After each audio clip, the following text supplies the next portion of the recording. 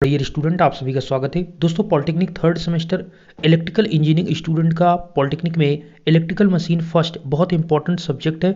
इसमें ट्रांसफार्मर जो टॉपिक है वो बहुत ज़्यादा इंपॉर्टेंट है। आज के वीडियो में जितने भी इंपॉर्टेंट क्वेश्चन आपके बनने वाले हैं ट्रांसफार्मर से, वो सारे क्वेश्चन आपको बताऊंगा, उसके सारे आंसर बताऊंगा। तो इस वीडियो से आपका पूरा कंप्लीट ट्रांसफार्मर तैयार हो जाएगा, ये आपको मैं बिल्कुल श्योरिटी के साथ कहना चाहूँगा। ठीक है, तो मैं ट्रांसफार्मर के एक एक टॉपिक को डिस्कस करूंगा, तो वीडियो हो सकता है बहुत लंबा हो, लेकिन कंप्लीट करने वाला हूँ। तो पहले यहाँ पर ये समझते हैं।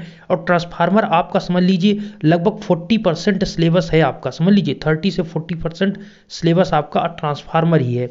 चलिए, ट्रांसफार्मर किसे कहते हैं इसको पहले पता होना चाहिए, फिर इसके बारे में समझते हैं। तो ट्रांसफार्मर की डिफिनीशन देख लीजिए पहले। तो ट्रांसफार्मर एक शुद्ध प्रत्यावर्ती धारा स्थैतिक डिवाइस है, मतलब एक स्टेबल डिवाइस है। ठीक है, कैसा? जो कि एक एसी पर, देखिए मैं जो आपको बोल रहा हूं इसको अगर आप याद रखेंगे, सुनते रहेंगे, तो यही शब्द आपको पेपर में याद आएंगे, इसी बेस पर आप लिख पाएंगे। ठीक है, आप इसमें कहानी जो ज़्यादा लिखी है वो नहीं समझ पाएंगे, लेकिन मैं जो आपको बोल रहा हूँ उसको एक एक शब्द को सुनते रहिए ध्यान से। तो पहली बात, ये आपका जो ट्रांसफार्मर होता है ये एसी पर वर्क करता है, अर्थात अल्टरनेटिंग करंट पर, प्रत्यावर्ती धारा पर कार्य करता है। डीसी सप्लाई पर ये वर्क नहीं करता है आपका ट्रांसफार्मर, पहला पॉइंट। ठीक है, तो यह आपका क्या है, एक एसी सप्लाई पर वर्क करने वाला स्थैतिक डिवाइस है, जो समान आवृत्ति पर न्यून वोल्टेज के पावर फैक्टर को हाई वोल्टेज के पावर फैक्टर में एक परिपथ से दूसरे परिपथ में बदलता है या फिर ट्रांसफर करता है, ट्रांसफार्मर कहलाता है। अब मेरी बात ध्यान से सुनिएगा। ट्रांसफार्मर एक ऐसी स्टैटिक डिवाइस है जो कि एसी सप्लाई पर वर्क करती है। इसका काम यह है कि यह हाई वोल्टेज को, मतलब अगर इनपुट पर हाई वोल्टेज दे रहे हैं तो ये लो वोल्टेज में, या फिर लो वोल्टेज को हाई वोल्टेज में ट्रांसफर करता है। ठीक है, और ध्यान रहे आवृत्ति समान रहेगी, मतलब आपकी जो वाइंडिंग है प्राइमरी में और सेकेंडरी में, दोनों में फ्रीक्वेंसी जो होती है एफ फ्रीक्वेंसी, वो दोनों साइड में समान रहेगी। अभी मैं डिटेल में आपको ये फिगर आपको समझाने वाला हूं, तो पहले ये समझ लीजिए कि हम जो पॉइंट बता रहे हैं इस ऐसे ही आपको लिखना है कि ये एसी पर वर्क करता है, डीसी पर वर्क नहीं करता है। ये क्वेश्चन आपसे बनता है। दूसरा, ये समान फ्रीक्वेंसी पर काम करता है।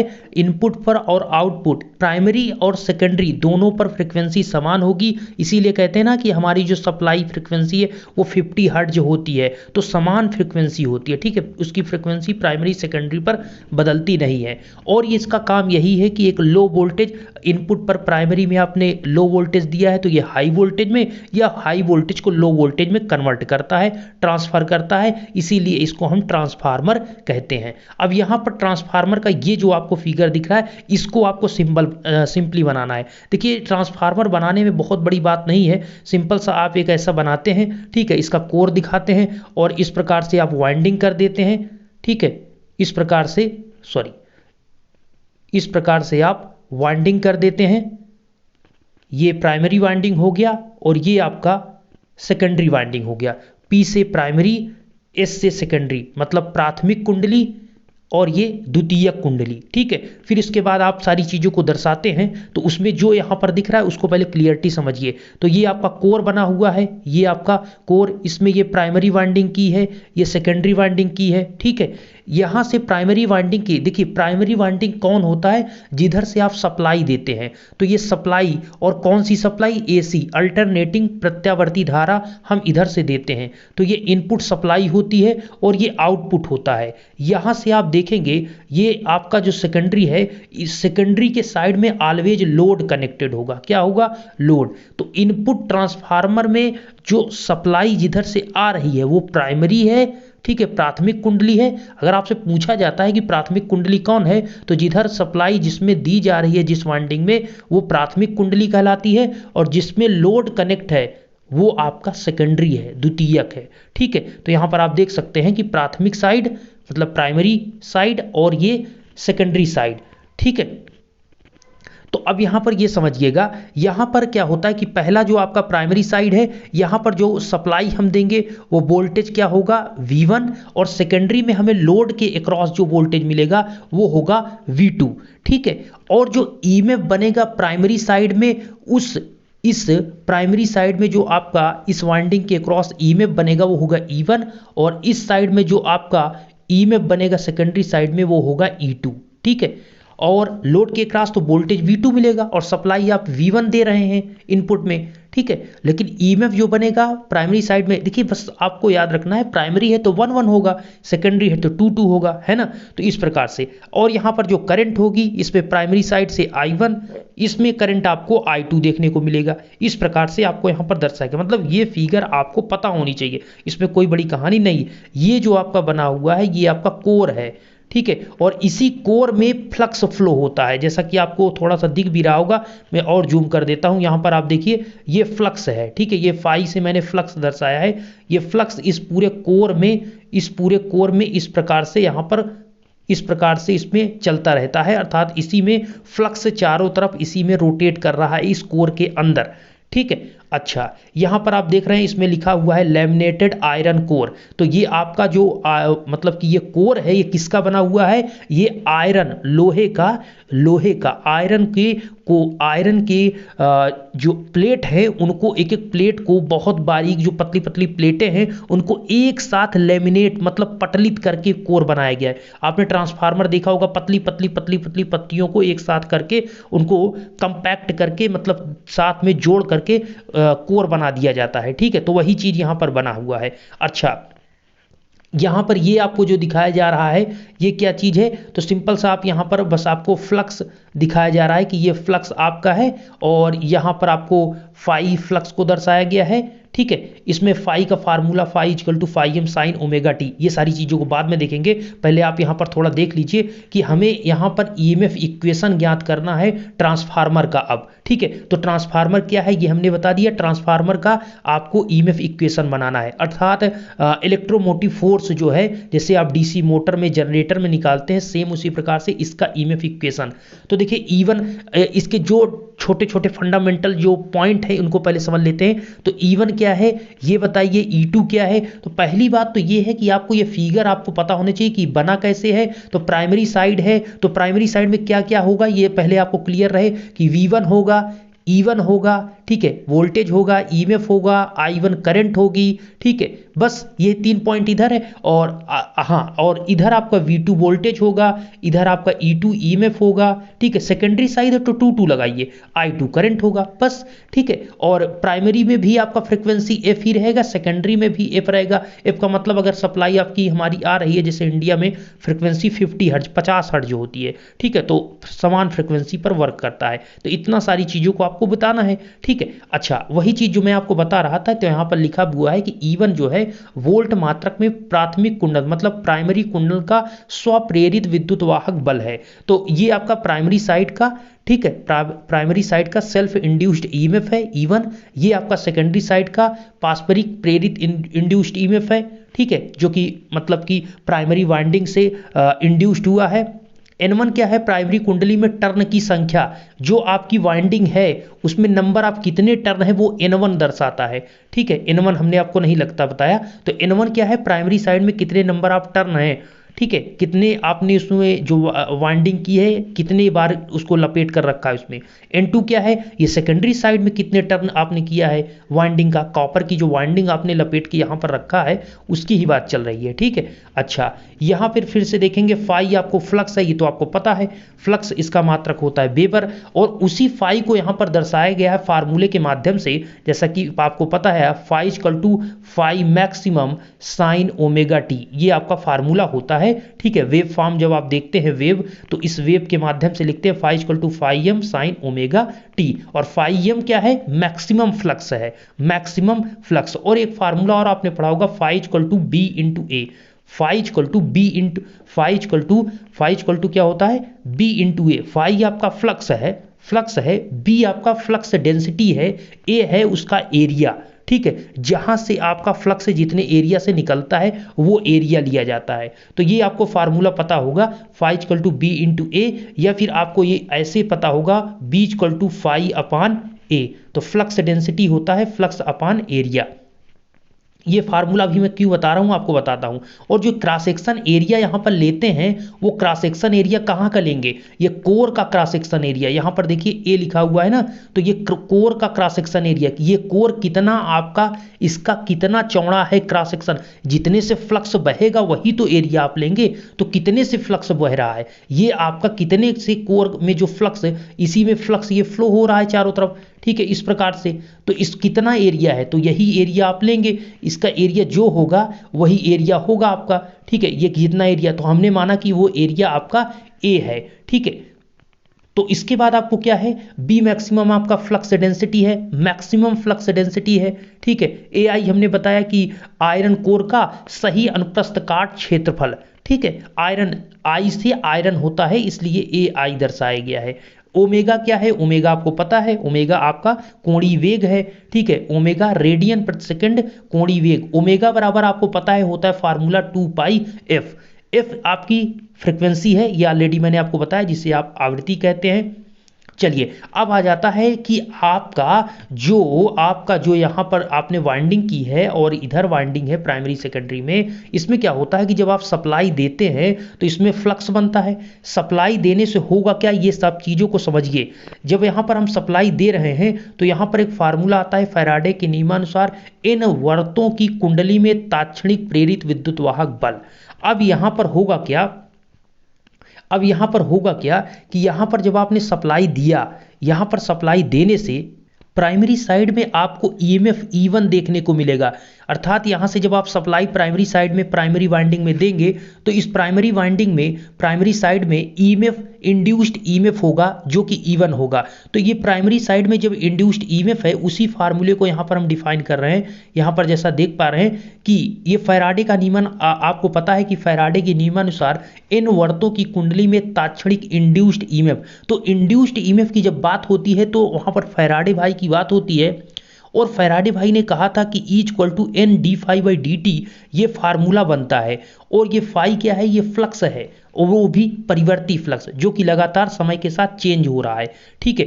तो हमारा E = N d∅dt ये तो फार्मूला है। अब उसी फार्मूले में अभी हमने पढ़ाया आपको फाई = φm sin ωt, ये एक फार्मूला है जो कि वेव फॉर्म से हमने अभी आपको देखा, फाई = φm sin ωt। और उसी फाई की जगह पर हम इस फाई की जगह पर हम लिखते हैं φm sin ωt लिख सकते हैं, क्योंकि फाई = φm sin ωt होता है। तो हम यहाँ पर इसको पुट कर देते हैं। तो जैसा आप देख सकते हैं कि हमने लिख दिया -N d∅dt तो है ही, phi maximum into sine ωt।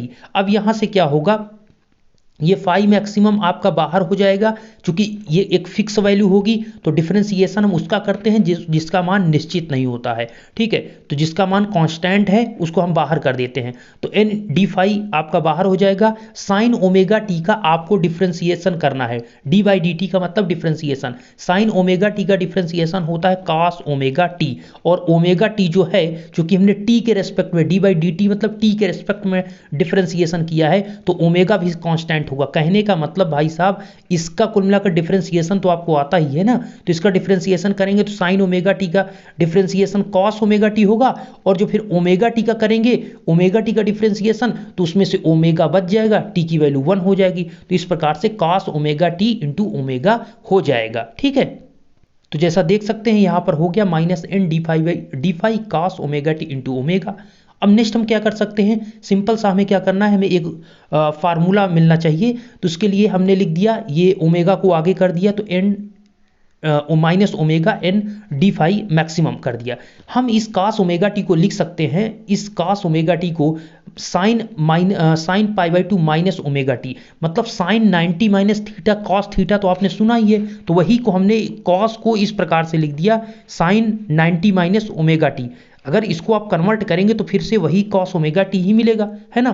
तो हम इसको ऐसा क्यों लिख रहे हैं ये भी आपको बता रहे हैं, एक फार्मूला बेस बनाने के लिए, और कह सकते हैं ये माइनस को हटाने के लिए, ठीक है। तो सिंपल देखिए, अभी तक ये माइनस है, इसमें माइनस ओमेगा लगा हुआ है। अब यहाँ पर जब हमने लिख दिया साइन π/2 -ωt, अब हम क्या करते हैं, इस माइनस को अंदर भेज दीजिए या इस भाई साहब में से एक माइनस को बाहर निकाल लीजिए। मतलब कहने का मतलब, अगर साइन π/2 -ωt लिखा हुआ है, अगर आप इसको ऐसे लिखते हैं साइन ये जो 90 माइनस ओमेगा टी है, अब इसको लिखते हैं ओमेगा टी माइनस 90, मतलब या फिर कहें omega T minus pi by 2। तो अब ये उल्टा हो गया, तो इसमें से माइनस बाहर आ जाएगा। ठीक है, अब ये जो माइनस बाहर आएगा और एक माइनस ऑलरेडी यहाँ है, तो ये माइनस और माइनस दोनों हो जाएंगे प्लस। इसलिए देखेंगे यहाँ पर जो मिला लास्ट में वो omega N phi sine omega T minus pi by 2। ध्यान रहे, गलती स्टूडेंट करते हैं, वो pi by 2 minus omega T लिख देते हैं और यहाँ पर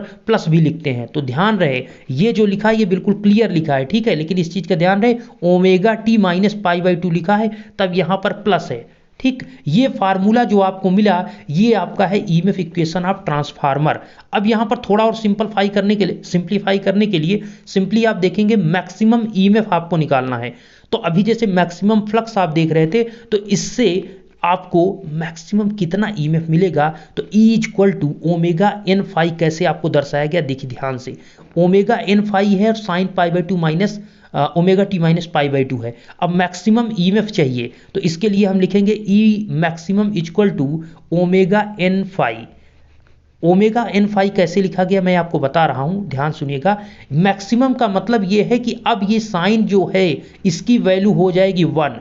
जब इसकी वैल्यू 1 होगी तो ये मैक्सिमम, उसको हम कहेंगे कि ईएमएफ हमें मैक्सिमम मिल गया। मतलब कुल मिलाकर ये पाई by 2 minus omega T minus pi by 2 की जो वैल्यू है वो 90 डिग्री के बराबर हो जाए, कहने का मतलब यही है। या फिर पूरे इसकी वैल्यू हम अगर 1 करते हैं तो ये हमें मैक्सिमम ईएमएफ मिलेगा। क्योंकि ये जो हमने अभी सॉल्व किया है ये ईएमएफ ही तो निकाला है, E equal to N D phi by D T. ठीक है, ये E है। अब लेकिन मैक्सिमम बात करेंगे तो इसे लिख देंगे E मैक्सिमम।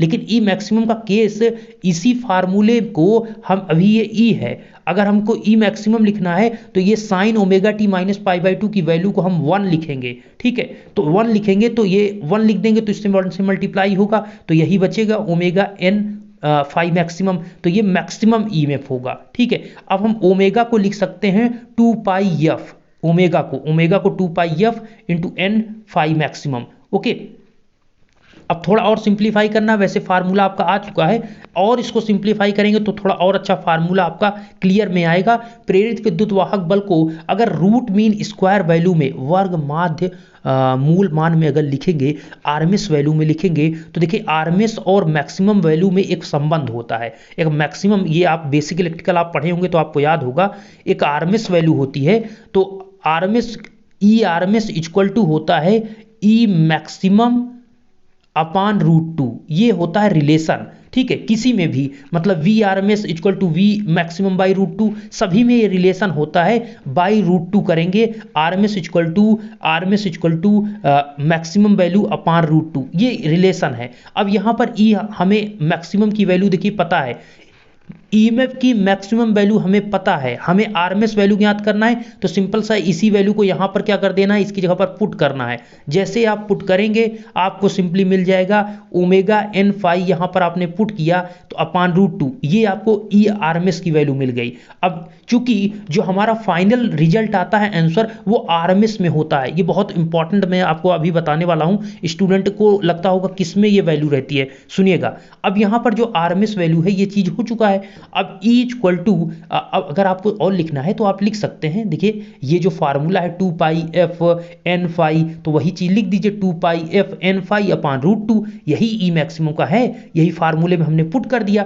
अब ये सिंपली थोड़ा कट करेंगे तो रूट 2 ऊपर 2 है, तो क्या बचेगा, रूट 2 को 2 से काटेंगे तो आप रूट 2 बचेगा, उसकी वैल्यू होती है 1.44, है ना, 1.44। तो अगर ये है और आप मल्टीप्लाई करेंगे किससे, मल्टीप्लाई करेंगे पाई से, मतलब 1.34, कुल मिलाकर मल्टीप्लाई करने पर इसमें ये रूट 2 को रूट 2 से करने पर रूट 2 इंटू पाई का मल्टीप्लाई करेंगे तो 4.44 आएगा, into phi into N phi volt, ये होगा ई आरएमएस में वैल्यू। ठीक है, वहां पर जब ई लिखा रहे तो आप सिंपल समझ लीजिए कि ये आरएमएस वैल्यू है। ठीक है, तो यहां पर आपको हुआ E equal to 4.44 phi N phi volt, ये है ट्रांसफार्मर का ईएमएफ का फार्मूला। मोस्ट इंपॉर्टेंट क्वेश्चन ये बनेगा पेपर में। ठीक है, आपको ट्रांसफार्मर पूछ लेता है तब भी आप इसको लिखेंगे तो बहुत अच्छा नंबर मिलेगा। ठीक है, अगर इसी प्रकार से ये मेन जो फार्मूला है, अब इसी के के माध्यम से हम देख लें कि हमारे प्राइमरी वाइंडिंग में क्या इंड्यूस्ड ईएमएफ है और सेकेंडरी वाइंडिंग में क्या है। तो प्राइमरी वाइंडिंग में जो सेल्फ इंड्यूस्ड ईएमएफ है, इसी फार्मूले में बस ई की जगह पर E1 इक्वल टू 4.44 F हमने बताया। प्राइमरी और सेकेंडरी दोनों को आप देख लीजिए, प्राइमरी सेकेंडरी दोनों में फ्रीक्वेंसी सेम F। प्राइमरी में कुंडली N1 है, दूसरे में जो नंबर ऑफ टर्न है वो N2 है, और फ्लक्स आपका मैक्सिमम फ्लक्स तो वही रहेगा, वो तो कोर में है, तो उसमें कोई परिवर्तन नहीं। तो बदल क्या रहा है प्राइमरी और सेकेंडरी में, जो आपका नंबर ऑफ टर्न प्राइमरी में है और नंबर ऑफ टर्न सेकेंडरी में है वो दोनों डिफरेंट होंगे, और ईएमएफ तो डिफरेंट होगा ही E1 E2, और फ्रीक्वेंसी और मैक्सिमम फ्लक्स दोनों में सेम रहेंगे। ये कहां से ये फार्मूले जन्म हुआ, किसका, ये फार्मूले यही मेन फार्मूले से इसका जन्म हुआ है, इन दोनों का। बस आपको इसमें प्राइमरी कहना था, इसमें सेकेंडरी।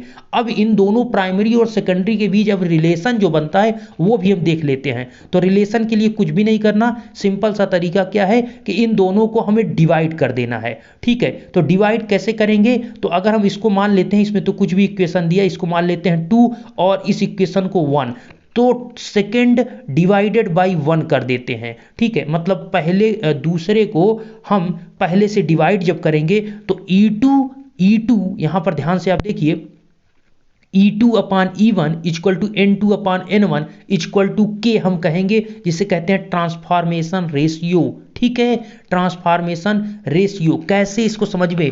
ट्रांसफॉर्मेशन रेशियो जो बन रहा है या टर्न रेशियो जो कहते हैं, हमारा पॉइंट इतना है कि जो हमारा ईएमएफ आया है उन दोनों को जब डिवाइड करेंगे, तो सिंपल सा आप डिवाइड करिए तो ये 4 पॉइंट ये पूरा कैंसिल हो जाएगा, फ्रीक्वेंसी से फ्रीक्वेंसी कैंसिल हो जाएगा। इस प्रकार से जब डिवाइड करेंगे, फ्लक्स से फ्लक्स कैंसिल हो जाएगा, तो कुल मिलाकर जो बचेगा, अगर हम इसका उल्टा लिखते हैं तो E2 ऊपर E1 नीचे equal to N2 upon N1। ठीक है, और इक्वल टू इसके हमने माना कांस्टेंट K, और इसी रेशियो को हम कहते हैं ट्रांसफॉर्मेशन रेशियो। ठीक है, और यही सबसे इंपॉर्टेंट आपका बन जाता है क्वेश्चन। ये आपसे जब पूछा जाएगा कि भैया बताइए ट्रांसफार्मर की डिफिनीशन और एक कली परिणामित्र, मतलब एक सिंगल फेज ट्रांसफार्मर में इंड्यूस्ड ईएमएफ इक्वेशन दर्शाइए, तो आपको दर्शाना होगा। इसमें साथ में 3 फेज ट्रांसफार्मर जैसे पूछा है, तो आपको 3 फेज ट्रांसफार्मर में कुछ खास इसमें बताने की जरूरत नहीं है, इसमें बहुत बड़ी बात नहीं की गई है। जैसे 3 फेज के ट्रांसफार्मर में, 3 फेज ट्रांसफार्मर में भी एक सिंगल फेज ट्रांसफार्मर की तरह वर्किंग प्रिंसिपल है, किंतु इसकी संरचना डिफरेंट होती है, जिसमें प्राइमरी और सेकेंडरी वाइंडिंग में कम से कम 3 वाइंडिंग और अधिक पावर प्रयोग किए जाते हैं। कहने का मतलब, जैसे आप अभी सिंगल फेज ट्रांसफार्मर की बात कर रहे थे तो इसमें एक आप वाइंडिंग दिखा रहे थे, तो इस प्रकार से जब 3 फेज होगा तो एक ही साइड में 3 वाइंडिंग होगी। ठीक है, और दूसरे साइड में भी 3 वाइंडिंग होगी, तभी तो वो 3 फेज बन पाएगा, है ना, क्योंकि एक साइड में 3 फेज की सप्लाई जाएगी, दूसरे साइड से 3 फेज की सप्लाई जाएगी, है ना। तो कुल मिलाकर ये आपका ईएमएफ इक्वेशन ऑफ ट्रांसफार्मर है, मोस्ट इंपॉर्टेंट है। मैंने अपनी तरफ से कोशिश की आपको पूर्णता समझाने की। चलिए आगे देखते हैं। नेक्स्ट क्वेश्चन दोस्त आपका है ट्रांसफार्मर से auto transformer, most important question ये क्वेश्चन बनता है। ठीक है, इस चीज का ध्यान रहे, मैंने जितने क्वेश्चन आपके लिए लिए वो क्वेश्चन पेपर में बनेंगे। तो नेक्स्ट है ऑटो ट्रांसफार्मर। ऑटो ट्रांसफार्मर की क्या विशेषता, इसको सारी चीज़ों को समझेंगे, विथ फिगर आपको बताना होता है। तो इसकी संरचना, वर्किंग प्रिंसिपल, और ये एक 2 वाइंडिंग ट्रांसफार्मर से किस प्रकार से डिफरेंट है, इसके क्या लाभ है, क्या डिसएडवांटेज है, सब कुछ मेंशन करते हैं। तो पहले स्क्रीन पर फिगर को ध्यान से देखिए, ये आपका 2 वाइंडिंग ट्रांसफार्मर है और ये है सिंगल वाइंडिंग। देखिए मैं आपको पहले एक लाइन में बता दूं, जो ऑटो ट्रांसफार्मर होता है ये सिंगल वाइंडिंग ट्रांसफार्मर होता है, और जो आपका 2 वाइंडिंग, अभी जो मैंने आपको ये फिगर में बताया, ये आपका 2 वाइंडिंग की मैंने बात की है। ठीक है, इसमें एक प्राइमरी वाइंडिंग है, दूसरी सेकेंडरी वाइंडिंग है। लेकिन जो ऑटो ट्रांसफार्मर है उसमें एक ही वाइंडिंग में, ये आपका है ऑटो ट्रांसफार्मर, इसके एक ही वाइंडिंग में प्राइमरी और सेकेंडरी दोनों वर्क करते हैं। मतलब यही में प्राइमरी वाइंडिंग का कुछ भाग प्राइमरी वाइंडिंग की तरह काम करेगा और कुछ भाग सेकेंडरी वाइंडिंग की तरह काम करेगा। तो मतलब इसमें सबसे बड़ी बात है कि इसमें आपके जो कॉपर की वाइंडिंग है उसकी बचत होती है आपके ट्रांसफार्मर, ऑटो ट्रांसफार्मर में। और भी इसकी विशेषताएं हैं उसको हम देखेंगे, और मैक्सिमम आपके ऑटो ट्रांसफार्मर ही यूज किए जाते हैं आज के प्रैक्टिकल ट्रांसफार्मर में जहां आप देखते हैं। ठीक है। तो हमारा पॉइंट ये है कि ये जो आपका ट्रांसफार्मर है इससे सिंगल वाइंडिंग होगा। इसमें आप देखेंगे एक वाइंडिंग ये प्राइमरी और दूसरा सेकेंडरी, दोनों अलग अलग हैं लेकिन इसमें एक है। अब इसमें पहले पॉइंट को समझते हैं कि ऑटो ट्रांसफार्मर का कंस्ट्रक्शन क्या है। तो यह दो कुंडल वाले सामान ट्रांसफर का ही एक रूप है। मतलब जैसे टू वाइंडिंग ट्रांसफार्मर होता है एक प्राइमरी सेकेंडरी, वैसे ही इसका सामान्यता रूप है।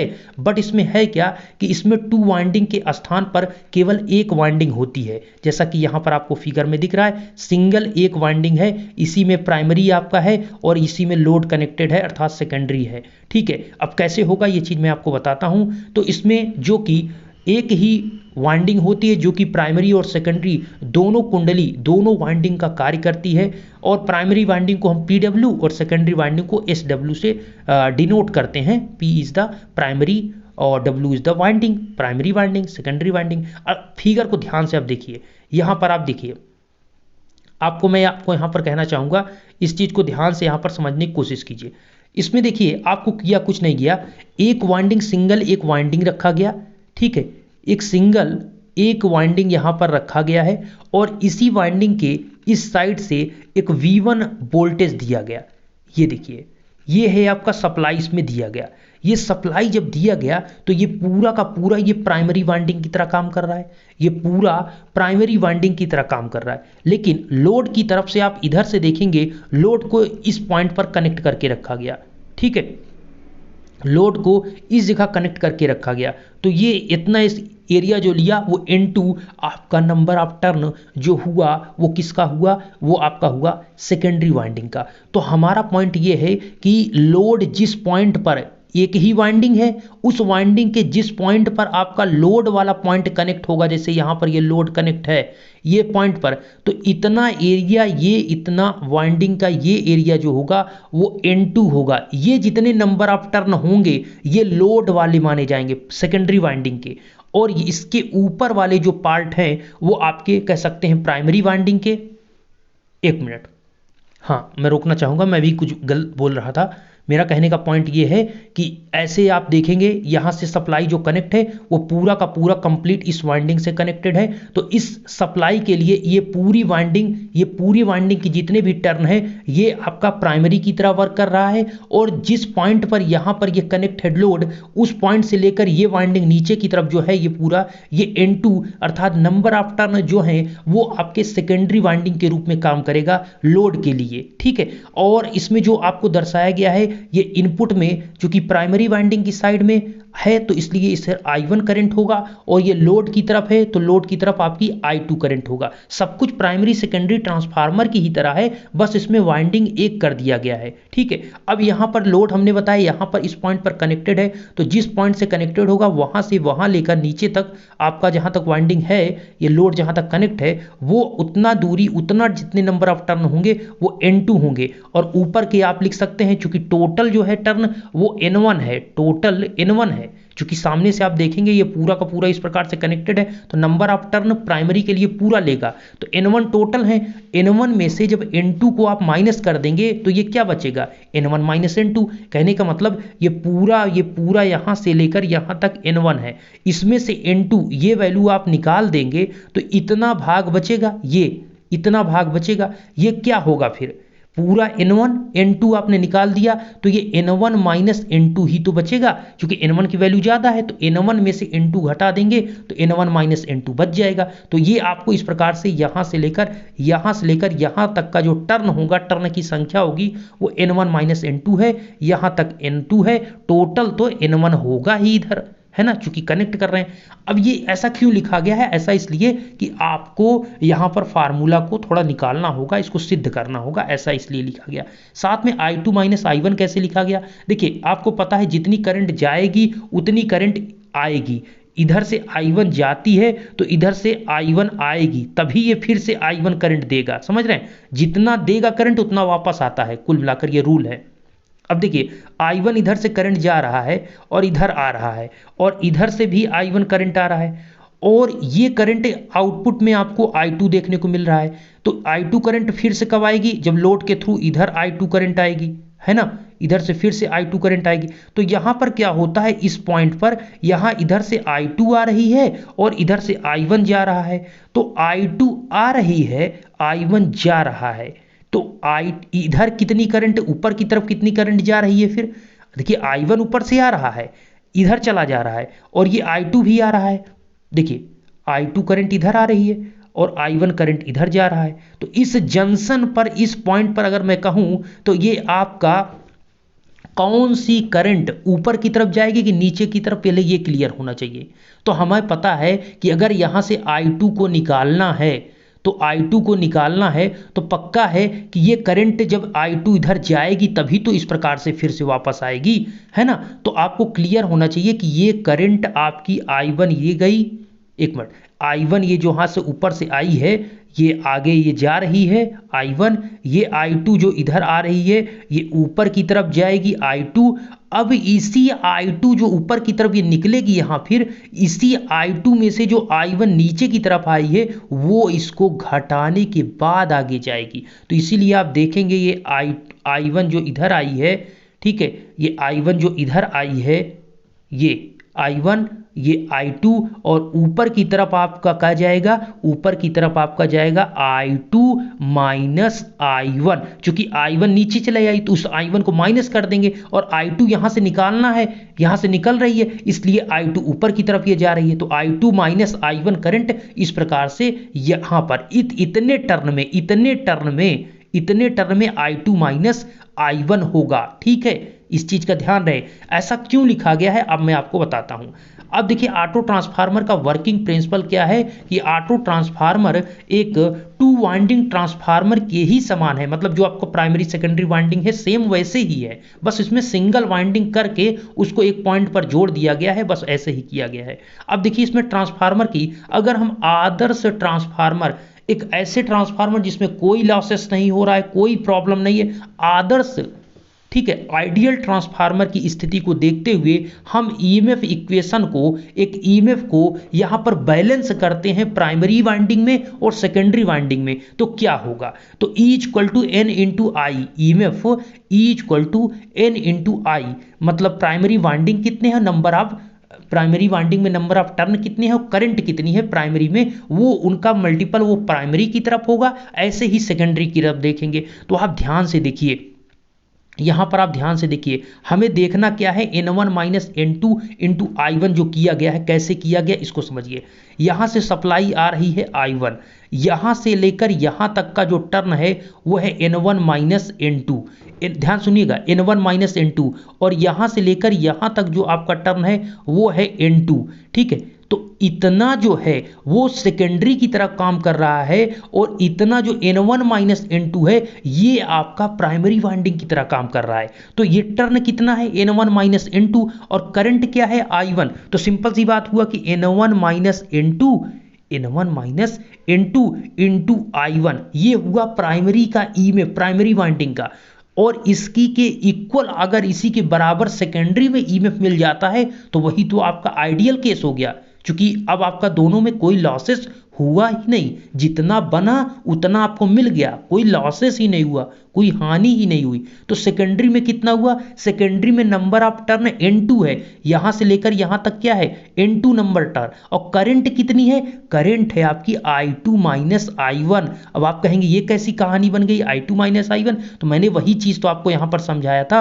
ये जो करंट है I2 माइनस I1, यहां से लेकर यहां तक में ये I2 minus I1 current flow हो रही है, यहां तो I2 फ्लो हो रही, यहां भी I2, यहां I1, यहां I1, ठीक है, लेकिन यहां पर जो फ्लो हो रही है इतने टर्न में, इतने से इतने टर्न में वो I2 माइनस I1 है। तो इसी तो टर्न में, इसी सेकेंडरी में तो हमें ईएमएफ देखना है। तो हमें ईएमएफ देखने के लिए नंबर ऑफ टर्न कितना है, इतने में टर्न है N2, हमने माना टर्न N2, और जो करंट है वो है I2 माइनस I1। तो ये है आपका सेकेंडरी वाइंडिंग का ईएमएफ, और प्राइमरी का अभी हमने निकाला I1 minus N1 minus N2 into I1 का मल्टीप्लाई कर देंगे तो प्राइमरी। तो सेम इसीलिए यहां पर ईएमएफ इक्वेशन, मतलब आइडियल का मतलब है जितना प्राइमरी में ईएमएफ बना उतना हमें सेकेंडरी में अगर ईएमएफ मिल रहा है तो वो आइडियल ट्रांसफार्मर के केस में होता है। प्रैक्टिकली ऐसा नहीं है, लेकिन हम आइडियली मानकर चलते हैं जिससे हमारा फार्मूला अच्छे से प्रूफ हो जाएगा। अब देखिए वही चीज मैंने कहा कि प्राइमरी में N1 minus N2 into I1, secondary में नंबर ऑफ टर्न N2 है और करंट जो फ्लो हो रही है वो I2 माइनस I1 फ्लो हो रही है। ये देखिए I2 माइनस I1 आपकी जो करंट है इस नंबर ऑफ टर्न यहां से लेकर यहां तक में N2 में वो I2 minus I1 current flow हो रही है, और जो आपका ये यहां से लेकर यहां तक टर्न है N1 माइनस N2, इसमें करंट I1 फ्लो हो रही है, यही तो करंट आएगी यहां पर, ठीक है। और फिर इसके बाद ये बदल जाती है इधर, लेकिन यहां से लेकर यहां तक जो है वो N1 माइनस N2 टर्न में I1 करंट ही फ्लो हो रही है। तो इस प्रकार से मल्टीप्लाई करके प्राइमरी, तो कुल मिलाकर इतने से लेकर इतना तक ये आपका प्राइमरी हुआ टर्न, और यहां से लेकर यहां तक ये आपका सेकेंडरी हुआ जो कि लोड की तरफ कनेक्ट है, और ये आपका इस प्रकार से कनेक्टेड है, तो ये प्राइमरी हुआ, ठीक है। चलिए अब इसको बस सिंप्लीफाई कर लीजिए। अब इसमें सिंप्लीफाई करने में कोई दिक्कत आपको नहीं होगी। देखिए ये आपका प्राइमरी साइड का हो गया ईएमएफ, प्राइमरी साइड का ईएमएफ हो गया ये, और ये सेकेंडरी साइड दोनों इक्वल हैं। अच्छा आइडियल का केस है चूंकि। अब मल्टीप्लाई कर दीजिए I1 N1 into I1 minus N2 into I1, ये मल्टीप्लाई कर रहा हूँ, ठीक है। फिर इसका मल्टीप्लाई करेंगे तो N2 इंटू I2, इसका मल्टीप्लाई करेंगे तो माइनस N2 इंटू I1, ठीक है। अब यहाँ पर क्या करेंगे, अब कुछ कैंसिल हो रहा होगा, देखिए बिल्कुल अच्छे से दिखिए, कुछ कैंसिल हो रहा है, बिल्कुल ये वाली दोनों वैल्यू कैंसिल होगी, N2 I1 और N2 I1, ये दोनों आपकी माइनस माइनस इक्वल में है दोनों साइड में, इसलिए कैंसिल हो जाएगा, ठीक है। जब ये कैंसिल होगा, ठीक है, या माइनस से इसको इधर भेज दीजिए तो ये प्लस हो जाएगा, तो प्लस माइनस दोनों कैंसिल हो जाएंगे, समझ रहे हैं ना। अब बचेगा क्या, अब ये बचेगा और ये बचेगा, तो इसको लिखेंगे N1 I1 equal to N2 I2। इसको और सिंपली क्या लिख सकते हैं, I को एक साइड, N को एक साइड, तो I1 और I2 को नीचे भेजेंगे तो I1 अपान I2, और यहाँ पर बचेगा N2 अपान N1। अब सिंपली इसको और लिख सकते हैं अच्छा से कि यहाँ पर आपको बता सकते हैं कि जैसा कि आपको पता है कि हमारा जो पावर के रूप में अगर आप लिखें तो power P equal to VI जो होता है, P इक्वल टू VI के फार्मूले से भी आप इसको लिख सकते हैं। देखिए पावर के रूप में अगर आप लिखते हैं तो यहां पर आप लिख सकते हैं V1 I1 equal to V2 I2, P equal to VI से, ठीक है। और फिर I1 अपान I2 है इक्वल टू, मतलब इन दोनों में अगर रिलेशन I1 और I2 में I1 और V2 में रिलेशन देखेंगे V और I के बीच में, तो V1 I1 ही तो लिखेंगे पावर। आप power P equal to VI तो होता है भाई साहब, P इक्वल टू VI, तो इसी प्रकार से हम प्राइमरी का पावर सेकेंडरी का पावर लिख रहे हैं, ठीक है। और V1 V2 इंटू I2 इसी प्रकार से लिख सकते हैं। अब इसका हमें जैसे मतलब हम अनुपात में लिखना चाह रहे हैं तो हमें ये रिलेशन निकालना है कुल मिलाकर, तो इसके अनुपात में लिखना चाह रहे हैं तो सिंपली लिख सकते हैं I1 अपान I2, ठीक है, और ये आपका हो गया V2, और ये V1 नीचे जब भेज देंगे तो V1, ये रिलेशन एक बन जाएगा। तो ऐसा क्यों कर रहे हैं देख लीजिए, ये जब बन गया एक रिलेशन ये बन गया, रेशियो धारा का रेशियो एक ये बन गया, और एक जो आपने भी टर्न के रूप में निकाला एक ये बन गया, तो एक ये और दूसरा ये, इन दोनों में इक्वल आपको दिख रहा है, बिल्कुल ये I1 upon I2 equal to N2 upon N1 और equal to V2 upon V1। तो फाइनली आपका जो आया ट्रांसफार्मर रेशियो वो आपको यहाँ पर प्रूफ हो गया। यही तो आपको प्रूफ करना है, I1 upon I2 equal to V2 upon V1 equal to N2 upon N1 equal to K। ये आपका ट्रांसफॉर्मेशन रेशियो प्रूफ हो गया। ये आपका किसका आपने प्रूफ किया, ये फार्मूला जो आपने डिफाइन किया है ये आपका प्रूफ किया है ऑटो ट्रांसफार्मर का, ठीक है। तो ऑटो ट्रांसफार्मर का ये वर्किंग प्रिंसिपल आपने देखा, संरचना देखा, ठीक है, ये सारी चीजों को आपने देख लिया। अगर एडवांटेज की बात करें तो सिंपल सी बात मैंने एक ही लाइन में आपको बताया कि ये आपका जो होता है इसमें कॉपर वाइंडिंग, चूंकि सिंगल कॉपर वाइंडिंग का यूज करते हैं इसलिए कॉपर की बहुत ज्यादा बचत होती है, जिससे हमारी जो कैपिटल कॉस्ट होती है ट्रांसफार्मर की उसमें भी बचत होती है, ठीक है। तो ये सारी चीजें इसमें आपको देखने को मिलता है, और ये और भी सारी चीजों में आपके जो प्राइमरी और सेकेंडरी वाइंडिंग 2 वाइंडिंग ट्रांसफार्मर है, और ये जो साइड में आपको दिख रहा है ये 2 वाइंडिंग ट्रांसफार्मर, जिसमें प्राइमरी और सेकेंडरी दोनों अलग अलग हैं, इसमें एक ही में है जो कि ऑटो ट्रांसफार्मर है, ठीक है। तो इससे लाख गुना इससे अच्छा है, और आप देखेंगे बहुत ज़्यादा ऑटो ट्रांसफार्मर का ही आज के समय में यूज किया जा रहा है। अब देखिए ऑटो ट्रांसफार्मर तो बात अच्छी है, इसी साथ में एक ट्रांसफार्मर का क्वेश्चन बहुत अच्छा पूछा जाता है आपसे, ये मतलब बनता ही इस टाइप का क्वेश्चन। जैसे देख लीजिए कि एक आपका सिंगल फेज का 100 kVA 50 हर्ट्ज ट्रांसफार्मर है, जिसकी देखिए आयरन लॉस और कॉपर लॉस पर क्वेश्चन बन रहा है। तो आयरन लॉस क्या है, लौ हानि 2.5 किलोवाट है, और जो कि फुल लोड पर कॉपर लॉस जो है वो आपका 3 किलोवाट है। तो इफिशियंसी आपको दक्षता भी दी गई है 75 केवीए 0.8 पश्चिगामी पावर फैक्टर, ठीक है। लैगिंग पावर फैक्टर पर आपको लोड पर क्या याद करना है, इफिशियंसी ट्रांसफार्मर की निकालनी है, दक्षता आपको ट्रांसफार्मर की निकालनी है। ध्यान सुनिएगा, देखिए हमारे पास क्या है कि एक भाई साहब 100 केवीए का ट्रांसफार्मर है, पहले बात सुन लीजिए, 100 केवीए का जो ट्रांसफार्मर है उसका हमें आयरन लॉस दिया है 2.5, ऐसे ही लिख लेना है आपको, बहुत अच्छे से, बहुत आसान क्वेश्चन है।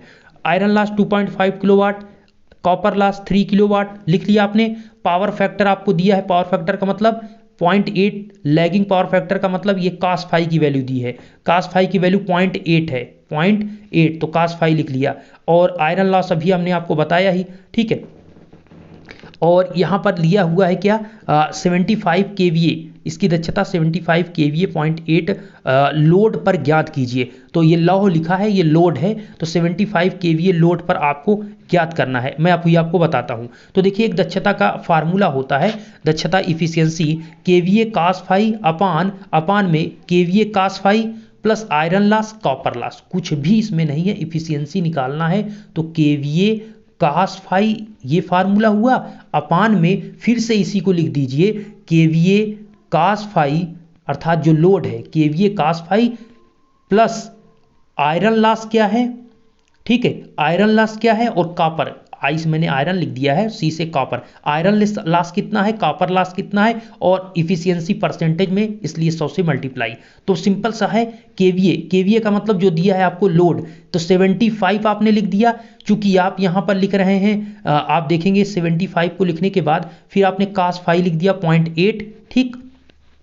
और एक चीज का और ध्यान रहे, यहां पर जो आपको दिया गया है वो सभी किलोवाट में है, सभी किलोवाट में है, तो हमको इसको भी सभी को किलोवाट में ही लिखना होगा।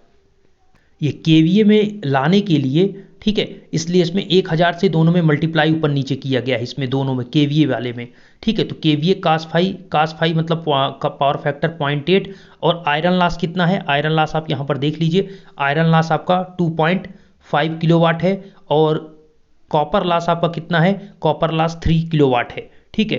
तो यहाँ पर आपने लिख दिया 2.5 और यहाँ पर 3 लिख दिया, ये पॉइंट क्लियर है। क्योंकि यहाँ पर आप ध्यान से देखिए, यहाँ पर जो 1000 से मल्टीप्लाई दोनों में किया गया है, यहाँ पर ये किलोवाट में है, हमने इसको पूरे को 2.5 किलोवाट को हमने 2.5 लिखा है, ठीक है। तो किलोवाट के रूप में हमने इस इफिशियंसी को निकाल रहे हैं, तो इसलिए यहाँ पर 1000 से मल्टीप्लाई किया गया है, ठीक है। केवीए में तो दिया है, लेकिन हम इसको किलो, जो ये 2.5 लिखा गया, 3 लिखा गया, क्योंकि किलोवाट में लिख रहे हैं, इसलिए हमने इसमें 1000 से मल्टीप्लाई कर दिया है, ठीक है। कुल मिलाकर 1000 से मल्टीप्लाई, के से मतलब 1000, ठीक है, इंटू 100% का है, मल्टीप्लाई करेंगे तो 99.99% ये इफिशियंसी आएगी। तो फार्मूला एक ही है, बार बार क्वेश्चन इस बेस पर बनता है। मेरा इस कहने का पॉइंट यही था कि इस प्रकार का जो क्वेश्चन है इफिशियंसी बेस पर, आयरन लॉस कॉपर लॉस, ठीक है, फुल लोड कॉपर लॉस पर, हाफ लोड कॉपर लॉस पर, ये सारी क्वेश्चन आपसे बनते हैं, तो इसको आप जरूर लगाइए, ठीक है। चलिए नेक्स्ट, आप बहुत इंपॉर्टेंट क्वेश्चन आ जाता है। मेरा उम्मीद है कि आज ट्रांसफार्मर का मुझे बहुत सभी इंपॉर्टेंट क्वेश्चन को डिस्कस कर देना है, ठीक है। तो अब अगला क्वेश्चन है ट्रांसफार्मर से हानि से रिलेटेड, ठीक है। तो एक ट्रांसफार्मर में होने वाले सभी लॉसेस और ये हानियां लोड पर कैसे विचरित होती हैं, ट्रांसफार्मर की मैक्सिमम इफिशियंसी के लिए क्या प्रतिबंध है, क्या मतलब कंडीशन है कि ये मैक्सिमम इफिशियंसी होगी अगर ऐसा है तो ट्रांसफार्मर के केस में। तो सबसे पहले समझते हैं कि आखिर एक ट्रांसफार्मर में कौन कौन से लॉसेस होते हैं। तो देखिए ट्रांसफार्मर हमारा दो प्रकार के उसमें लॉसेस हो सकते हैं। देखिए ट्रांसफार्मर तो हमें सिंपल सा पता है कि एक स्टैटिक डिवाइस है, एक स्थिर डिवाइस है, वो रोटेट नहीं करती है, वो रुकी होती है, उसका प्राइमरी होता है, उसका सेकेंडरी वाइंडिंग होता है, कोर होता है, रुका हुआ होता है। लेकिन लॉसेस कौन सी हो सकती हैं, तो हम मानते हैं कि आपकी जो लॉसेस ट्रांसफार्मर देखने को मिलेंगे, एक इलेक्ट्रिकल लॉसेस होगा, दूसरा मैकेनिकल लॉसेस होगा, ठीक है।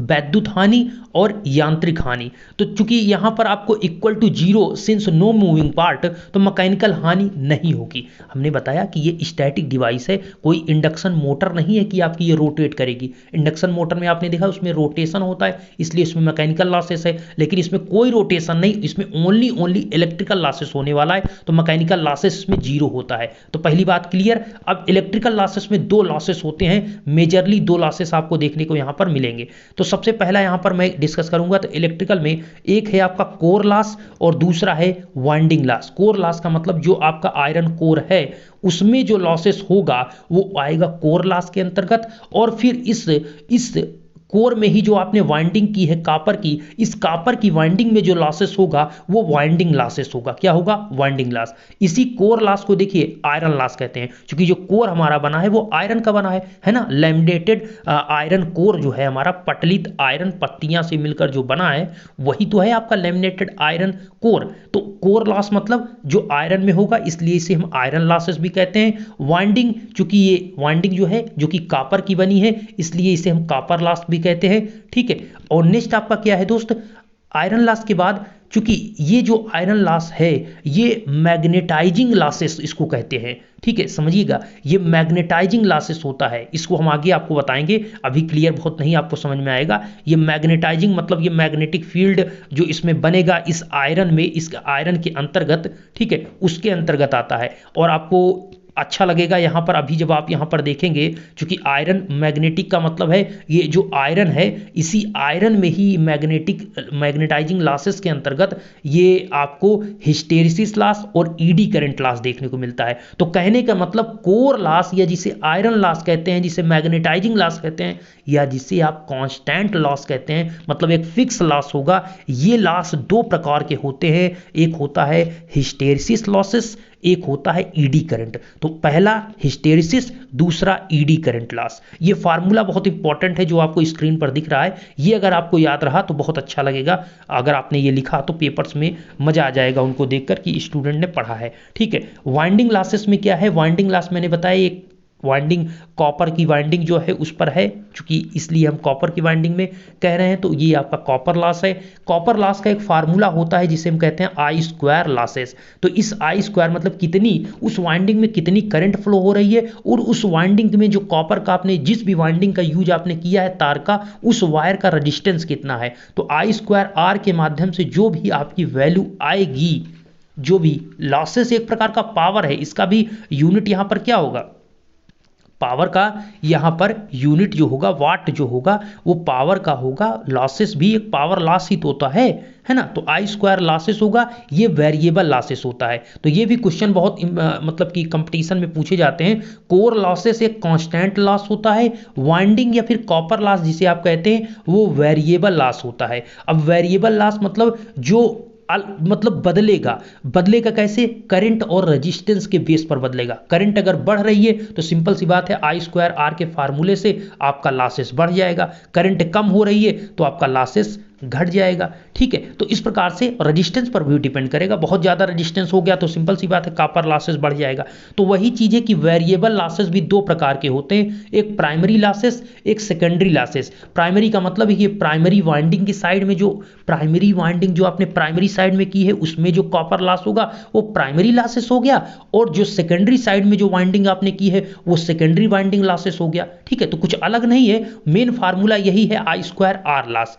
और आई स्क्वायर में आप प्राइमरी कह रहे हैं तो I1 स्क्वायर R1 कर दीजिए, और सेकेंडरी कह रहे हैं तो I2 स्क्वायर R2 कह दीजिए, कोई बड़ी बात नहीं है ना। तो यहां पर कुल मिलाकर हमारा पॉइंट ये था कि भैया जो लॉसेस हो रहा है ये इस प्रकार से आपको डिफाइन करना पड़ेगा। तो पहली कहानी यही बनी कि इलेक्ट्रिकल लॉसेस दो प्रकार के हैं, कोर लॉस, दूसरा वाइंडिंग लॉस। कोर लॉस वह लॉस है जो आपके ट्रांसफार्मर के कोर में होता है, वो आपका कांस्टेंट लॉस होता है जो कि आयरन में हो रहा है, इसलिए उसे आयरन लॉस कहते हैं। लेकिन वाइंडिंग लॉस जो है वो आपके कॉपर की वाइंडिंग जो आपने की है आयरन कोर के ऊपर, आपने जो वाइंडिंग की उस वाइंडिंग में जो लॉस होता है जो कि आई स्क्वायर आर लॉस होता है, वो एक वेरिएबल लॉस होता है। उसी लॉस को हम यहां पर वाइंडिंग लॉस कहते हैं या कॉपर लॉस कहते हैं। ठीक है। तो हमारा ये भी बहुत इंपॉर्टेंट है कि हमारा कॉपर लॉस वेरिएबल होता है, बदलता है, लेकिन जो हमारा कांस्टेंट लॉस है, कौन? कोर लॉस कांस्टेंट लॉस होता है, जो आपने जो यूज किया है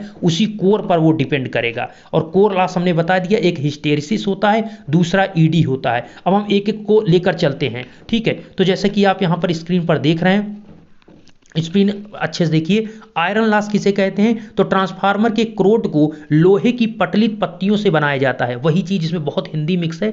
तो आयरन के जो क्रोड है, मतलब कोर, आयरन के जो आपका ट्रांसफार्मर के कोर को आयरन की लैमिनेटेड, मतलब पटलित पत्तियों को मिलाकर बनाया जाता है, लैमिनेटेड प्लेट्स को मिलाकर बनाया जाता है। इनमें होने वाली विद्युत हानियों को ही हम आयरन लॉसेस या उसे लौ हानियां कहते हैं। ये दो प्रकार की होती है। हमने पहला बताया भंवर धारा हानि मतलब ईडी करंट लॉस, दूसरा शैथिल्य हानि मतलब हिस्टेरिसिस लॉस। तो आपको यहां पर क्लियर है, आयरन लॉस में क्लियर होना चाहिए कि आयरन लॉस। साथ में यहां पर आपको यह भी दिखाया गया है, थोड़ा ग्राफ भी आप यहां पर देख सकते हैं। अगर नहीं समझ में आ रहा तो कोई बात नहीं, आ रहा है तो बहुत अच्छी बात है। इसमें देखिए कॉपर लॉस दिखा रहा है और आयरन लॉस दिखा रहा है। तो इसमें आप देखेंगे, यहां पर ग्राफ आप देखते हैं तो ये आपके करंट की डायरेक्शन को दर्शाया गया है, ठीक है। और ये ग्राफ इस प्रकार से बढ़ रहा है, मतलब जैसे जैसे आप करंट की वैल्यू को बढ़ाते जा रहे हैं तो आपका ग्राफ भी देख रहे हैं ऊपर की तरफ जा रहा है, मतलब WC मतलब कॉपर लॉस भी बढ़ता जा रहा है। जैसे जैसे करंट आप बढ़ाते जा रहे हैं तो ये कॉपर लॉस देखिए कितना ज्यादा होता जा रहा है। और यहीं पर अगर आयरन लॉस आप देखें तो आयरन लॉस में हमने बताया कि इसमें दो होता है, एक ईडी करंट लॉस और दूसरा हिस्टेरिसिस। WI का ईडी करंट लॉस और WH का मतलब हिस्टेरिसिस लॉस। तो इसमें आप क्या देख रहे हैं कि इसमें आप देखेंगे, देखिए यहां पर क्या है कि WE का मतलब ईडी करंट और WH का मतलब हिस्टेरिसिस। WI का मतलब है आयरन लॉस और WI मतलब आयरन लॉस में दो मिक्स हैं, eddy current loss plus hysteresis loss. तो ये दोनों एक साथ होते हैं, ये दोनों का ही जोड़ होता है आयरन लॉस, क्योंकि दोनों ही आयरन के कोर में ही होते हैं, बस दोनों के प्रारूप अलग अलग हैं, ठीक है। अच्छा, यहां पर आप देखेंगे दोनों के ग्राफ में ये वाला जो आपको लाइन दिख रहा है, ये वाला, ये आपका WH जो है ये हिस्टेरिसिस लॉस होता है, और ये वाली जो पूरी लाइन गया है ये आपके आयरन लॉस को दर्शाता है, ठीक है। तो यहां पर जो ग्राफ आपको दिखा, मतलब इसमें ये समझिए कि हिस्टेरिसिस लॉस आपका यहां से यहां तक हिस्टेरिसिस लॉस हुआ, यहां से यहां तक हिस्टेरिसिस लॉस हुआ, और करंट को जैसे और आप बढ़ाते जाते हैं तो आप देखेंगे एक ये जो ग्राफ जा रहा है यहां से लेकर यहां तक ईडी करंट लॉस हुआ, ये आपका ईडी करंट लॉस। तो ये ग्राफ है, अगर समझ में आ रहा है तो बहुत अच्छी बात, इसमें बहुत बड़ी कहानी नहीं है, ये करंट पर ही दोनों डिपेंड कर रहा है, अर्थात कोर में कितनी ज़्यादा आपके वाइंडिंग के थ्रू कितनी ज़्यादा वाइंडिंग में करंट आ रही है, कितना फ्लक्स बन रहा है, उस पर यही डिपेंड करेगा। फ्लक्स कैसे बनेगा? जितनी आप सप्लाई से करंट दे रहे हैं। ईडी करंट लॉस का फार्मूला यहां पर जैसे मैंने बताया कि ट्रांसफार्मर के लौह मतलब आयरन कोर में प्रत्यावर्ती फ्लक्स के प्रभाव से प्रेरित ईडी करंट के कारण उत्पन्न ताप में वैद्युत शक्ति को भंवर धारा हानि या ईडी करंट कहते हैं, जो ऊष्मा के रूप में जो आपका आयरन कोर है उसमें विसरित अथवा डिसिपेट होता है। और व्यवहारिक रूप से ईडी करंट हानि का परिकलन निम्न सूत्र से हम कर सकते हैं। तो जूल प्रति सेकंड वही होता है ना, P = W/T, joule P = W/T, कार्य बटा समय होता है, तो जूल प्रति सेकंड वही है। मतलब कुल मिलाकर जो लॉसेस हैं वो पावर ही हैं और कुछ नहीं, ये एक लॉस हो रहा है, पावर लॉस हो रहा है, ठीक है।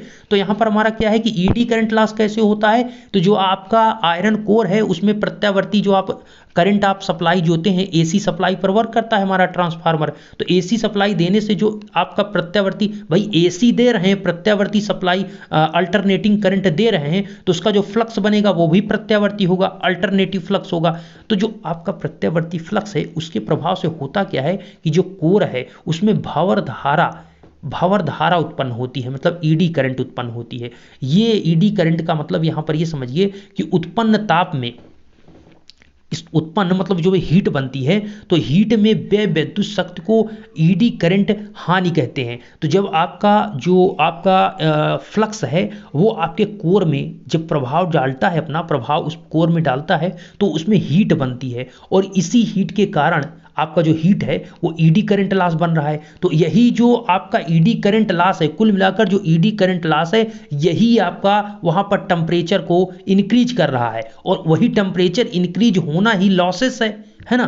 तो ऊष्मा के रूप में आयरन कोर में विसरित होता है, जो ऊष्मा के रूप में आयरन कोर में विसरित होता है वही आपका ईडी करंट लॉस है। इसका फार्मूला इंपॉर्टेंट इसलिए है क्योंकि इसी फार्मूले से सब कुछ आप पता कर सकते हैं कि ईडी करंट लॉस किस किस पर डिपेंड करता है। तो यहां पर देखेंगे W = KB² F² T² into V।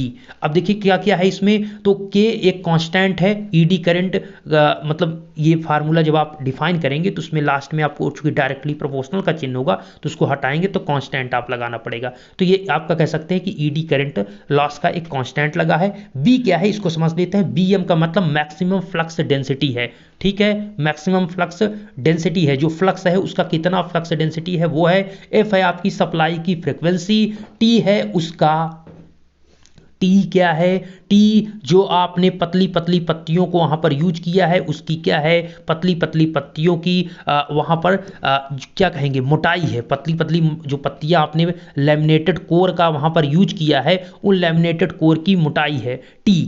We क्या है, वी आपका यहां पर वोल्टेज है, ठीक है, वी वोल्टेज।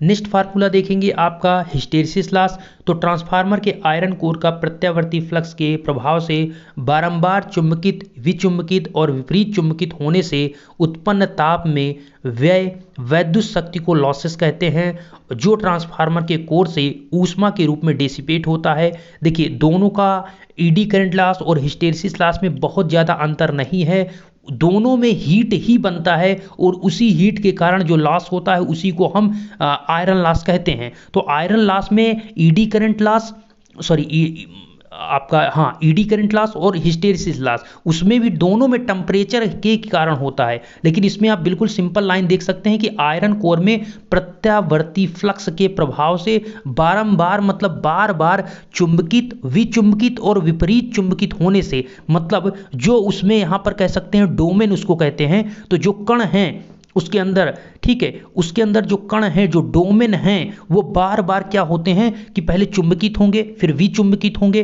फिर उसके विपरीत चुंबकित होंगे। तो ये बार बार इधर उधर आने और जाने और टकराने से जो हीट बनती है वो हीट के कारण जो लॉस होता है उसको कहते हैं हिस्टेरिसिस लॉस। समझ रहे हैं बात को, उसके कारण जो लॉसेस होता है उसको कहते हैं हम हिस्टेरिसिस लॉस। तो यहां पर हिस्टेरिसिस लॉस का फार्मूला बनता है WH = KH BM 1.6F × V, ठीक है, इसमें B² है, ध्यान रहे इसमें B² है, इसमें BM का पावर में 1.6 है, ठीक है, उसमें स्क्वायर, इसमें 1.6 है, बहुत इंपॉर्टेंट बात यह है। तो हिस्टेरिसिस लॉस बी मैक्सिमम की पावर 1.6 F × V जूल प्रति सेकंड, या फिर कहें आप वाट, ये आपका हिस्टेरिसिस लॉस का, ये ईडी करंट का लॉस का है।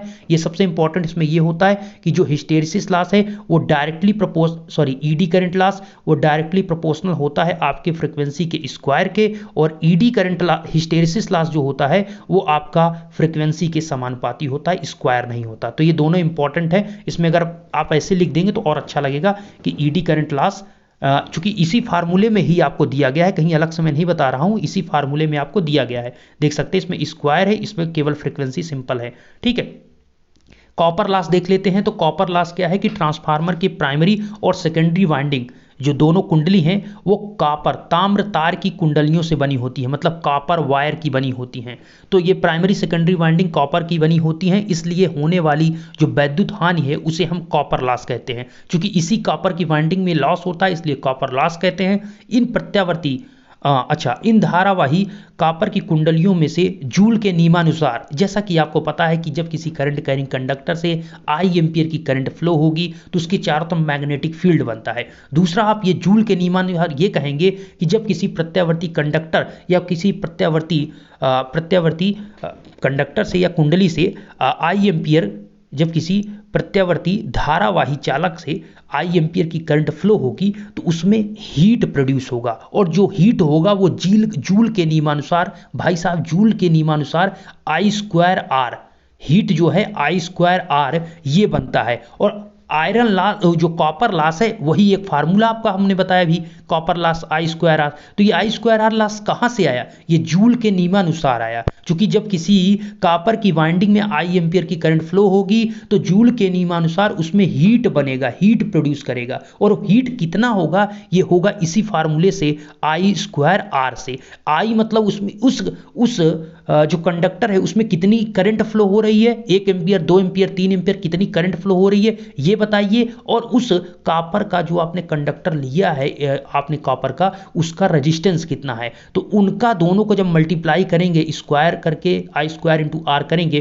तो जो वैल्यू आएगी वो लॉस को दर्शाएगा, वो कॉपर लॉस बताएगा कि ट्रांसफार्मर में भाई साहब प्राइमरी में इतना और सेकेंडरी में इतना इतना लॉसेस हुआ। ठीक है, तो सिंपल सी बात है। तो यहां पर उत्पादित जो आपका हीट है वो आई स्क्वायर आर कॉपर हानि के रूप में होता है, इसलिए इसे हम आई स्क्वायर आर को कॉपर हानि कहते हैं, कॉपर लॉस कहते हैं। इन हानियों का मान भार धारा के आई स्क्वायर आर पर, मतलब हमने वही चीज बताया, आई स्क्वायर इंटू आर पर डिपेंड करता है, और विभिन्न वैद्युत भारों का मान भिन्न भिन्न होने के कारण इनका मान भी अलग अलग होता है, इसलिए इसे हम वेरिएबल लॉस कहते हैं। बहुत इंपॉर्टेंट बात यहाँ पर लिखी है, वेरिएबल। बात समझ रहे हैं, हमने आपको क्या बताया था कि जो आपका यहाँ पर अभी हमने जस्ट बताया था कि जो आपका कॉपर लॉस होता है वो वेरिएबल होता है, आयरन लॉस आपका कांस्टेंट लॉस होता है। तो हमने इसको वेरिएबल क्यों कहा, क्योंकि ये बदलता है। कैसे बदलता है, क्योंकि यहाँ पर ये लाइन आपको बिल्कुल क्लियर समझा रही है, क्योंकि जो उसमें लोड कनेक्टेड है, जो आपका लोड कनेक्ट है वो लोड जब बदलेगा उसका मान कम ज़्यादा होगा। जैसे लोड अगर बढ़ता है तो मतलब लोड के बढ़ने का मतलब ये है कि लोड अगर बढ़ा तो जो करंट है वो उसका मान भी बढ़ेगा, लोड बढ़ेगा तो करंट भी ज़्यादा, मतलब लोड बढ़ रहा है तो मतलब वो करंट अब और मांगेगा, तो करंट जब बढ़ेगा, करंट और मांगेगा तो उस वाइंडिंग के थ्रू ही तो करंट जाएगा। तो कॉपर की जो वाइंडिंग है अब करंट ज़्यादा जाएगा, तो फार्मूला है आई स्क्वायर आर। तो जो पहले करंट कम थी, अब करंट लोड के बढ़ने से करंट बढ़ गई, और करंट बढ़ेगा तो यहां पर सिंपल सा है कि अब यहां पर जब वैल्यू आई की पुट करेंगे तो इसका मल्टीप्लाई करेंगे तो अब ऑलरेडी ये लॉसेस, कॉपर लॉस बढ़ जाएगा। तो लोड कम और ज्यादा मतलब भिन्न भिन्न लोड पर भिन्न भिन्न कॉपर लॉस आपको देखने को मिलेगा, इसलिए वेरिएबल है। तो ये लोड पर डिपेंड कर रहा है, ठीक है, लोड पर डिपेंड कर रहा है। जो इसके लोड कनेक्टेड है, ट्रांसफार्मर में लोड कनेक्टेड होता है ना, लोड कभी जैसे ट्रांसफार्मर लगा है तो लोड कभी बढ़ता है कभी घटता है। मतलब अगर सप्लाई गांव में आई है और गांव में अब जरूरत है तो सुबह जल्दी, जैसे 6 बजे लाइट आई तो सभी को लगता है जल्दी से पानी भर लिया जाए, जल्दी से ये काम कर लिया जाए, सब कुछ जल्दी जल्दी लगता है, आदमी फ्रिज कूलर सब कुछ चला के रखता है ना। तो उसमें क्या होता है कि ऐसे केस में ये बनता है कि तुरंत लोड बढ़ जाता है और सप्लाई से तुरंत और ज़्यादा सप्लाई आने लगती है, तो कॉपर लॉस बढ़ गया। लेकिन जैसे ही सब कुछ हुआ तो पता लगा 10-12 बजे तक सबको काम हो गया, तो सब लोग फुर्सत हो गए, कोई ऑफिस चला गया या काम सब कुछ खत्म हो चुके हैं, तो लोड क्या होगा, फिर से घट जाएगा। या कहें दिन में बहुत ज़्यादा लोड बढ़ता है और रात में सब सो जाते हैं, तो फिर क्या होता है कि भाई काम सब कुछ हो गया है, अब बहुत होगा, तो अगर ठंडी के दिन में देखेंगे तो केवल लाइट जला लेते हैं और आराम से सोते हैं, तो लोड घट जाता है। तो लोड बढ़ता और घटता है तो सिंपल सा किस पर प्रभाव पड़ता है, आपके कॉपर लॉस पर, क्योंकि आई स्क्वायर आर का जो फार्मूला है इसमें यही है कि लोड बढ़ने का मतलब लोड करंट आई भी बढ़ेगा, और इसका बढ़ने का मतलब इसका स्क्वायर होके बढ़ेगा, तो यही आई स्क्वायर आर लॉस जो है कॉपर लॉस है, और ये बढ़ जाएगा। तो इस प्रकार से मैंने आपको कहानी बताई, ये बहुत इंपॉर्टेंट बात थी, ये आपको कहानी जरूर पता होनी चाहिए कि आपका ट्रांसफार्मर में लॉसेस किस प्रकार से ये हो रहा है, ठीक है, इस चीज का ध्यान रहे। नेक्स्ट क्वेश्चन आपका बहुत इंपॉर्टेंट है। अब आपके ट्रांसफार्मर में जो टाइप्स हैं ट्रांसफार्मर के, कौन कौन से स्थान पर यूज किए जाते हैं, तो जैसे देखिए एक भट्ठी ट्रांसफार्मर होता है, फर्नेस ट्रांसफार्मर, एक होता है कर्षण ट्रांसफार्मर बोले तो ट्रैक्शन ट्रांसफार्मर, और तीसरा है रेक्टिफायर ट्रांसफार्मर। तो थोड़ा थोड़ा सा इसके बारे में समझ लेते हैं, फिर इसके बारे में अगर आप फिगर एक याद रखेंगे तो कोई एक पूछेगा या तीनों पूछेंगे तो कम से कम आप इसके एक पेज आधे पेज अगर चीज़ों को लिख कर फिगर के साथ बता देंगे तो आपको अच्छा नंबर मिल जाएगा। जैसे इसमें देखिए 2 ही क्वेश्चन पूछा गया कि कोई दो प्रश्न करिए, ठीक है, तो कह सकते हैं कि ये 5 नंबर का क्वेश्चन पूछा गया होगा, 2.5 नंबर के दोनों प्रश्न होंगे, कोई 2 करना था। अब चलिए इसके बारे में तीनों को समझ लेते हैं। एक कोई ना कोई आपसे पूछा जा सकता है, ठीक है, या तीनों पूछे जा सकते हैं। आइए देख लेते हैं। तो भट्ठी ट्रांसफार्मर किसे कहते हैं, मतलब फर्नेस ट्रांसफार्मर। तो ऐसा ट्रांसफार्मर जो फर्नेस में यूज किया जाता है, फर्नेस के कार्य के लिए यूज किया जाता है, फर्नेस ट्रांसफार्मर कहलाता है। तो ये सिंपल आपको बताया गया कि इसका तात्पर्य ये है कि भट्ठी के परिणाम मित्र से है, मतलब जो फर्नेस होते हैं, फर्नेस में जो हीट प्रोवाइड किया जाता है, वो ट्रांसफार्मर के द्वारा जो सप्लाई दी जाती है, वो ट्रांसफार्मर भट्ठी मतलब फर्नेस ट्रांसफार्मर कहलाता है। उस परिणाम मित्र से है जो भट्ठी के लिए नियंत्रित विद्युत सप्लाई प्रदान करता है। तो हम ट्रांसफार्मर का पहले ये सिंपल समझिए कि हम फर्नेस में ट्रांसफार्मर क्यों यूज कर रहे हैं, क्योंकि हमें उसमें एक नियंत्रित कंट्रोल्ड सप्लाई चाहिए, है ना, कि हाँ, अगर हमें वोल्टेज को बढ़ाना है तो ट्रांसफार्मर के थ्रू हम बढ़ा सकते हैं, घटा सकते हैं, हाई वोल्टेज, लो वोल्टेज, जैसे आपको करना है। तो यहाँ पर क्या है कि उस भट्ठी से उस भट्ठी को हमें नियंत्रित इलेक्ट्रिक सप्लाई देना है, तो उसके लिए हम ट्रांसफार्मर का यूज कर रहे हैं, और इसी ट्रांसफार्मर को हम फर्नेस ट्रांसफार्मर कहते हैं, ठीक है। अब इसमें क्या है, इसमें कई प्रकार से हो सकती हैं भट्टियां, जैसे कि आपकी भट्टी में आप जो पढ़ेंगे यूटिलाइजेशन ऑफ इलेक्ट्रिकल एनर्जी, तो उसमें एक सब्जेक्ट रहेगा। तो यूटिलाइजेशन ऑफ इलेक्ट्रिकल एनर्जी में ही आपका हीटिंग, इलेक्ट्रिक हीटिंग एक चैप्टर है, तो उसमें देखने को मिलेगा भट्टी कई प्रकार की होती है, resistance furnace, induction furnace, arc furnace. तो ये फर्नेस में हम जो ट्रांसफार्मर यूज करेंगे, this is a called furnace transformer, okay. तो प्रत्येक भट्ठी के लिए एक अनुकूल परिणाम मित्र की आवश्यकता पड़ती है, तो एक अनुकूल ट्रांसफार्मर की आवश्यकता पड़ती है, जिसके द्वारा संबंधित भट्ठी को नियंत्रित विद्युत सप्लाई दी जाती है। इसमें इतना ही कहानी आपको अगर लिख देना है, अगर छोटा क्वेश्चन पूछा जाता है तो, मतलब 2-3 क्वेश्चन के बारे में लिखना है तो इतना काफ़ी है, या फिर आप फिगर बनाकर इसको बताइए, हो सकता है आपको बुक्स में ये देखने को मिल जाएगा। नेक्स्ट है कर्षण ट्रांसफार्मर, बोलते हो ट्रैक्शन। मेरा उद्देश्य है कि ज़्यादा से ज़्यादा पॉइंट है, ज़्यादा से ज़्यादा टॉपिक आपको मतलब कि बता दिया जाए, जिससे कम से कम इसके बारे में आप जानते रहेंगे तो चीज़ों को लिख पाएंगे, है ना। चलिए नेक्स्ट है कर्षण। कर्षण बहुत इंपॉर्टेंट है, इसका फिगर भी आपको देखने को मिल जाएगा। उम्मीद करता हूं इसको फिगर को आप ध्यान से देख लीजिए और बना लीजिए, कुछ नहीं है, मैं एक लाइन में बता देता हूं, आप बना लेंगे। देखिए ये साइड जो लगा है, ये एक ट्रांसफार्मर है, जिसपे पता है, मैंने अभी कहानी बताया कि ट्रांसफार्मर में 2 वाइंडिंग होती है, एक प्राइमरी होता है, दूसरा आपकी सेकेंडरी होती है। तो सेकेंडरी वाइंडिंग से ही आपका लोड कनेक्ट होता है ना। प्राइमरी में तो आप सप्लाई देते हैं, और लोड के रूप में आपका जो इलेक्ट्रिक इंजन है, इंजन चलाना वही एक लोड है। तो इलेक्ट्रिक इंजन का मतलब जो ट्रेन आप देखते हैं, इलेक्ट्रिक ट्रेन चलती है, ऊपर आपका पेंटाग्राफ इस प्रकार से कनेक्टेड होता है आपके तार में, और आगे ट्रेन बढ़ती जाती है, ऊपर टच होता है ना। तो वो कहाँ से टच होता है, ऊपर जो टच होता है, एक फेज ऊपर से मिलता है और एक नीचे से, उसके जो आपके कह सकते हैं कि जो आपका इलेक्ट्रिक इंजन है अर्थात ट्रेन है, उसमें जो आयरन के लगे हुए आपकी पहिया हैं, उसी के माध्यम से अर्थ के थ्रू वो सर्किट जो है वो कंप्लीट होता है। तो यहाँ पर पॉइंट मेरा कहने का इतना मतलब है कि ये एक आपका सिंगल फेज का ट्रांसफार्मर इस साइड लगा हुआ है, ये आपका ये प्राइमरी साइड दोनों को हो गया, क्योंकि यहाँ से सिंगल फेज एसी सप्लाई हमने दिया, और सेकेंडरी उसे कहते हैं जो कि लोड कनेक्ट होता है। तो ये इलेक्ट्रिक इंजन आपको बना देना है, ठीक है। तो इलेक्ट्रिक इंजन ये बना दिए हैं, तो ये आपका इस प्रकार से कनेक्टेड है। अब देखिए हो क्या रहा है, जब ये आपकी पटरी है, इस पटरी में जब चलता है तो इसमें होता क्या है कि जब ये आपके इधर से सप्लाई जब ट्रांसफार्मर के थ्रू जाएगा, तो ये I1 करंट इस प्रकार से जाता है, और यहाँ पर ये कनेक्टेड है, तो इधर से होते हुए ये सर्किट को कंप्लीट करता है। इस प्रकार से ये सर्किट पूरी कंप्लीट होगी, तभी तो देखिए आपकी जो करंट है वो ऑलवेज क्लोज पाथ में फ्लो होती है, ओपन सर्किट में नहीं, ऑलवेज क्लोज पाथ, ओके।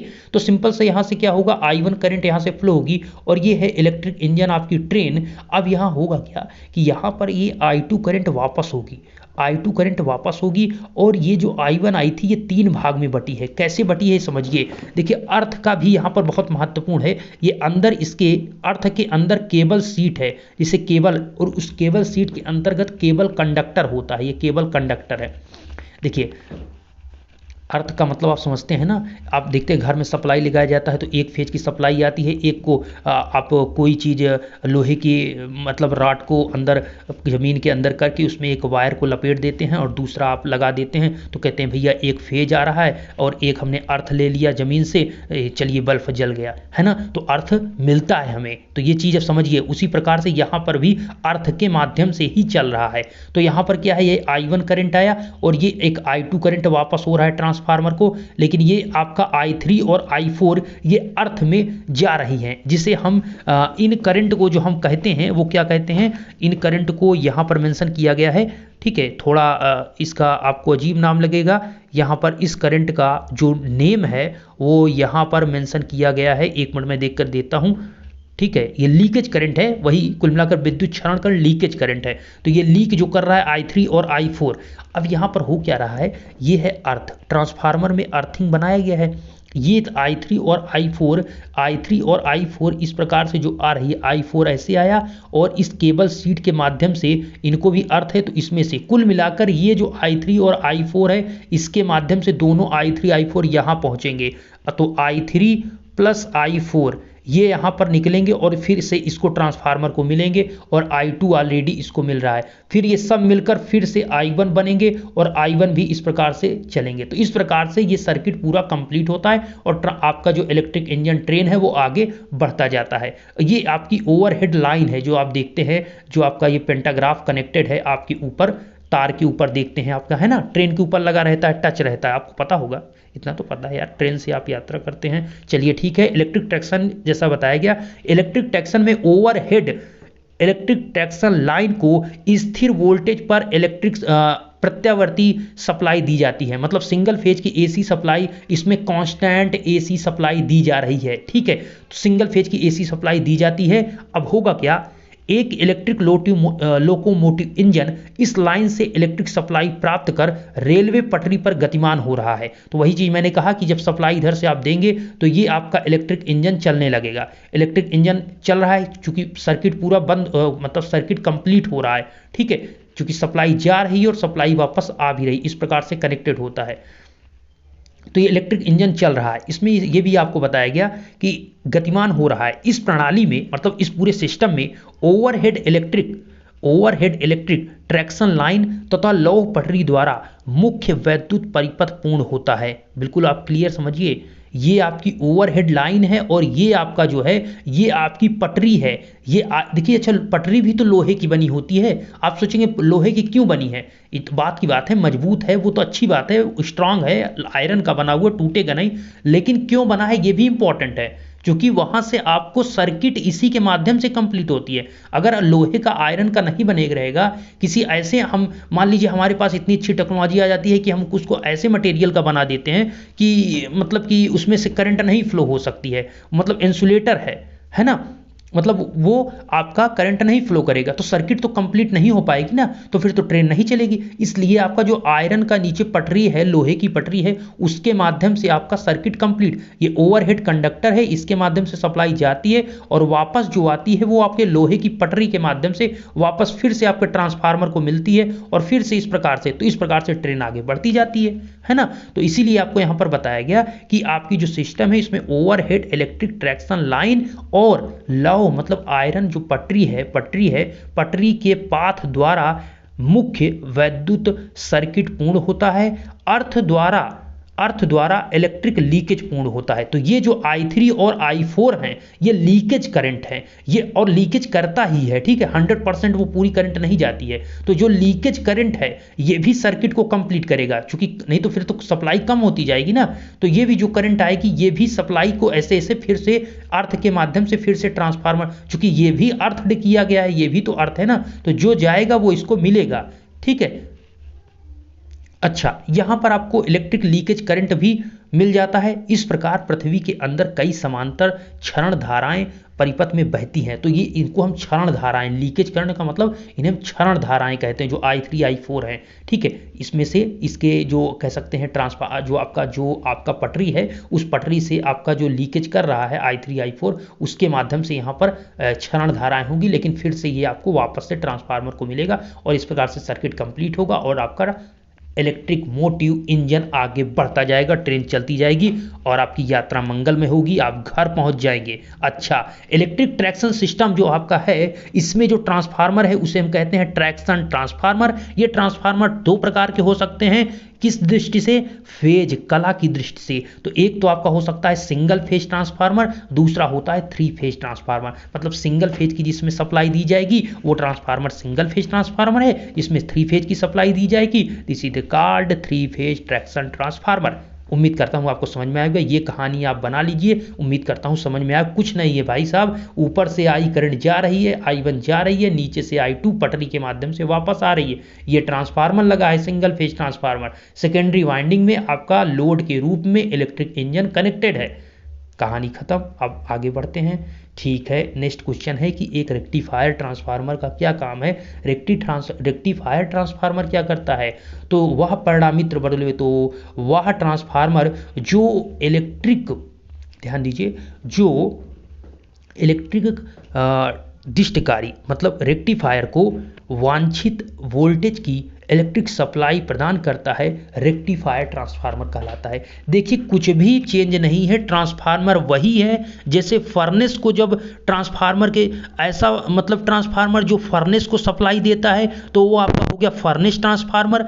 ऐसा ट्रांसफार्मर जो आपके इलेक्ट्रिक ट्रैक्शन को मतलब लोकोमोटिव इंजन को सप्लाई देता है वो ट्रैक्शन ट्रांसफार्मर कहलाता है। ऐसा ट्रांसफार्मर जो रेक्टिफायर को सप्लाई देता है रेक्टिफायर को वह रेक्टिफायर ट्रांसफार्मर कहलाता है। तो वही तो हुआ, वह ट्रांसफार्मर जो इलेक्ट्रिक रेक्टिफायर को, वैद्युत डिस्टकारी को एक वांछित का मतलब जो इसको वोल्टेज चाहिए, डिजायर्ड वोल्टेज, इच्छित डिजायर्ड वोल्टेज, विद्युत मतलब लाइट, इलेक्ट्रिसिटी देता है, वो ट्रांसफार्मर आपका रेक्टिफायर ट्रांसफार्मर कहलाता है। इसमें यह है कि किसी वैद्युत परिपथ में डीसी का प्रयोग एसी को डीसी में परिवर्तन करने के लिए किया जाता है। ये तो आपको रेक्टिफायर की कहानी अगर आपको पता है तो वो भी बता सकते हैं, क्योंकि आपको किसी तरह थोड़ा सा उसके बारे में तो लिखना तो होगा ही।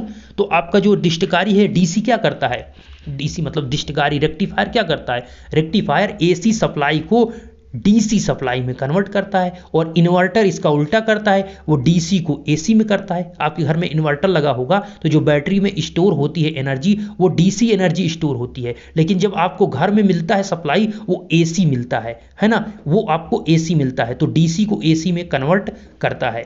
ठीक है, लेकिन वो 100% एसी नहीं रहती है। जो आपको एसी आती है वो 100% वो तो रहती है जो सप्लाई आती है, लेकिन जो बैटरी के थ्रू मिलती है वो आपको 100% एसी नहीं मिलती है। अच्छा चलिए ठीक है, कोई बात नहीं। यहाँ पर हम समझ रहे थे जबकि डीसी के साथ परिणामित्र का प्रयोग, डिस्टकारी का परिणामित्र के साथ प्रयोग अभीष्ट वोल्टेज प्राप्त करने के लिए किया जाता है, ताकि निर्गत में भार के लिए वांछित डीसी वोल्टेज प्राप्त हो। ठीक है, वांछित डीसी वोल्टेज प्राप्त हो। चलिए अब यहाँ पर इसकी कहानी में खत्म करता हूँ। अब बहुत इंपॉर्टेंट क्वेश्चन आ जाता है, ये टेस्टिंग से क्वेश्चन है और ये बहुत इंपॉर्टेंट है कि टेस्टिंग के बारे में बताइए कि एक ट्रांसफार्मर में, देखिए सब कुछ समझिए, ट्रांसफार्मर हो, इंडक्शन मोटर हो, सिंक्रोनस मोटर हो या फिर आपका डीसी मोटर हो, हर चीज के लिए कुछ भी चीज बनी है तो उसके टेस्टिंग की आवश्यकता होती है ना।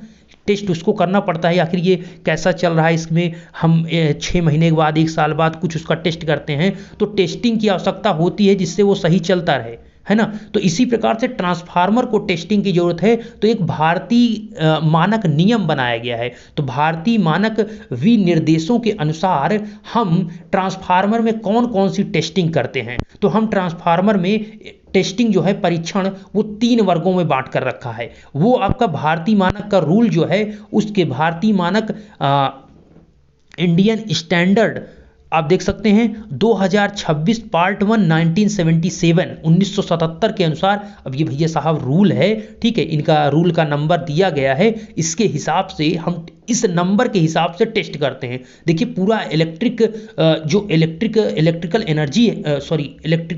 इंजीनियरिंग है, इसमें आपका जो इक्विपमेंट है, सारी चीज़ें हैं, ये सब भारतीय मानक नियम के अनुसार से डिवाइड की गई हैं। जो स्टूडेंट बाद में जेई बनेंगे या जो स्टूडेंट आपके दोस्त सीनियर भाई बंधु बनते हैं जेई, उनसे आप पता करेंगे तो पूरा उनको भारतीय मानक नियम के अनुसार से काम करना होता है, उनको पूरी जानकारी दी जाती है ना, उनके पास पूरा डिटेल्स होता है। ज़्यादातर आप पावर सिस्टम में ये सारी चीज़ें देखने को मिलेगा। ठीक है, अच्छा हम आइए आते हैं टेस्टिंग में। तो टेस्टिंग हमारा पहला होता है प्रारूप टेस्टिंग, जिसे हम टाइप टेस्ट भी कहते हैं। तो दूसरा है निम्का टेस्ट, जिसे आप रूटीन टेस्ट कहते हैं। तीसरा है विशेष टेस्ट, जिसे आप स्पेशल टेस्ट कहते हैं। तो इसके 3 टेस्ट के नाम इंग्लिश वाला याद रखेंगे, ज़्यादा मजा आएगा। पहला है टाइप टेस्ट, दूसरा है रूटीन टेस्ट, तीसरा है स्पेशल टेस्ट। अब थोड़ा से देख लेते हैं टाइप टेस्ट किसे कहते हैं, जिसे आप प्रारूप प्रारूपी टेस्ट कह रहे हैं टाइप। ये परीक्षण जो किसी परिणामित अर्थात ट्रांसफार्मर की क्वालिटी और तथा डिजाइन की एक्यूरेसी जानने के लिए किया जाता है और इसके अंतर्गत इस परीक्षण से संपन्न किए जाते हैं। क्या क्या होता है मैं आपको सुनिए, मेरी बात समझ में आ रहा है कि नहीं। एक ट्रांसफार्मर की हमें टेस्टिंग करना है, तो जो टाइप टेस्ट है इससे हमें क्या मिलेगा पहले ये समझिए। तो जो टाइप टेस्ट है इस टेस्टिंग से हम किसी ट्रांसफार्मर की क्वालिटी को पता करेंगे, उसके क्वालिटी और डिजाइन क्वालिटी तथा उसकी जो डिजाइन की गई है डिजाइन की एक्यूरेसी यथार्थता की जानकारी करेंगे इस टाइप टेस्ट से। तो इस टाइप टेस्ट से हमें क्या क्या मिलेगा ये चीज आपको बताया गया। पहला ये है कि इसके अंतर्गत इस परीक्षण में हमें देखना है कि कुंडलन प्रतिरोध का मापन करेंगे। तो इस टाइप टेस्ट से हमें क्या टेस्ट करना है भाई साहब, हमारा जो वाइंडिंग है ट्रांसफार्मर में उस वाइंडिंग का हमें रजिस्टेंस को मापना है, रजिस्टेंस कितना है। नेक्स्ट वोल्टेज अनुपात का मापन और वोल्टेज इन सदिश संबंध का जांच। तो इसमें कुल मिलाकर वोल्टेज प्राइमरी अपान सेकेंडरी या सेकेंडरी अपान प्राइमरी, कुल मिलाकर दोनों का हमें अनुपात ज्ञात करना है, वोल्टेज का रेशियो इस टेस्ट से। नेक्स्ट प्रतिबाधा वोल्टता लघुपथ प्रतिबाधा तथा भार हानि का मापन। नेक्स्ट इसी टाइप टेस्ट में ये है इंपिडेंस वोल्टेज कितना है, ठीक है, प्रतिबाधा वोल्टेज कितना है, शॉर्ट सर्किट इंपिडेंस कितना है, भार हानि मतलब लोड का लॉसेस का मापन करना है, लॉसेस का भी मापन करना है। तो ये सभी पॉइंट अगर आपको याद रहेंगे तो आप बता पाएंगे या मोटा मोटा आप थोड़ा समझ पाएंगे इसके बारे में कि क्या क्या इससे करते हैं। तो कुंडली का रजिस्टेंस का मापन करते हैं, वोल्टेज का रेशियो ज्ञात करते हैं, इंपिडेंस वोल्टेज या शॉर्ट सर्किट इंपिडेंस का हम मापन करते हैं। थोड़ा थोड़ा पॉइंट याद रहेगा तो कहानी बनती है। बात है थोड़ा थोड़ा पॉइंट याद होना चाहिए क्योंकि सब कुछ आप नहीं याद कर सकते, ये संभव नहीं है। रूटीन टेस्ट क्या है, वे परीक्षण जो किसी परिणामित के यांत्रिक और वैद्युत रूप से स्वस्थ होने की जानकारी देते हैं। तो ध्यान से सुनिएगा, निम्का या रूटीन टेस्ट वो है कि भैया हमें बताएगा कि ये जो ट्रांसफार्मर सामने हमें दिख रहा है ये ट्रांसफार्मर मतलब मैकेनिकली और इलेक्ट्रिकली, मैकेनिकली का मतलब कहीं से नट तो नहीं खुला हुआ है, कहीं तो बाहर उसका पार्ट नहीं गिर रहा है, कोई ढीला तो नहीं है, वो है आपका मैकेनिकली। इलेक्ट्रिकली का मतलब जो वाइंडिंग है प्राइमरी सेकेंडरी या फिर अंदर के कोर हैं वो आपके सही से मतलब कनेक्ट हैं, है ना। अच्छा हमने क्या कहा इलेक्ट्रिकली, अच्छा इलेक्ट्रिकली नहीं वो तो आपका मैकेनिकली हुआ। मैकेनिकली का मतलब वही है कोई नट या फिर वाइंडिंग ये सारी चीज़ें सही से कनेक्ट होनी चाहिए, सही से लगी हुई, वो है आपका मैकेनिकल। इलेक्ट्रिक का मतलब है जो आप सप्लाई दे रहे हैं क्या वो सप्लाई प्राइमरी से सेकेंडरी में सही से मिल रही है कि नहीं मिल रही, कितने लॉसेस हो रहे हैं, क्या हो रहे हैं, ये आपको इससे पता चलेगा। तो वही चीज़ है कि किसी ट्रांसफार्मर में इलेक्ट्रिकली और मैकेनिकली रूप से स्वस्थ है कि नहीं ट्रांसफार्मर, ये रूटीन टेस्ट से पता चलेगा। और इसमें यह बताया गया ये नित्यक्रम परीक्षण या नियमित परीक्षण आदि नामों से जाने जाते हैं। इसके निर्माणकारी अंग निम्नलिखित हैं। पहला ये है कि ये भी आपके वाइंडिंग का रेजिस्टेंस मापता है, ठीक है। रूटीन टेस्ट से भी हम वाइंडिंग का रेजिस्टेंस मेजर करेंगे, क्योंकि अगर रेजिस्टेंस बहुत ज़्यादा बढ़ जाएगा तो सिंपल सी बात है लॉसेस बहुत ज़्यादा बढ़ जाता है, इसीलिए हम कॉपर लॉस बहुत बढ़ जाएगा, है ना। तो इसीलिए हम रेजिस्टेंस जरूर मेजर करते हैं। नेक्स्ट है वोल्टेज रेशियो का मापन करेंगे। नेक्स्ट है प्रतिबाधा वोल्टता और शॉर्ट सर्किट प्रतिरोध और भार हानि का मापन करेंगे। तो कहने का मतलब यहाँ पर ये हो गया, सिंपल सी बात है कि यहाँ पर आपने देखा कि टाइप टेस्ट में भी वही सारी मापन करना पड़ा और आपका नेमका था रूटीन टेस्ट में भी वही सारी चीज़ें करना पड़ा, यहाँ पर आप देखेंगे, है ना। नेक्स्ट ये है आपका, यहाँ पर जैसा देख सकते हैं एक स्पेशल टेस्ट जो होता है, ये परीक्षण परचेसर और सेलर के बीच आपसी समझौते अर्थात म्यूचुअल एग्रीमेंट के आधार पर होते हैं स्पेशल टेस्ट।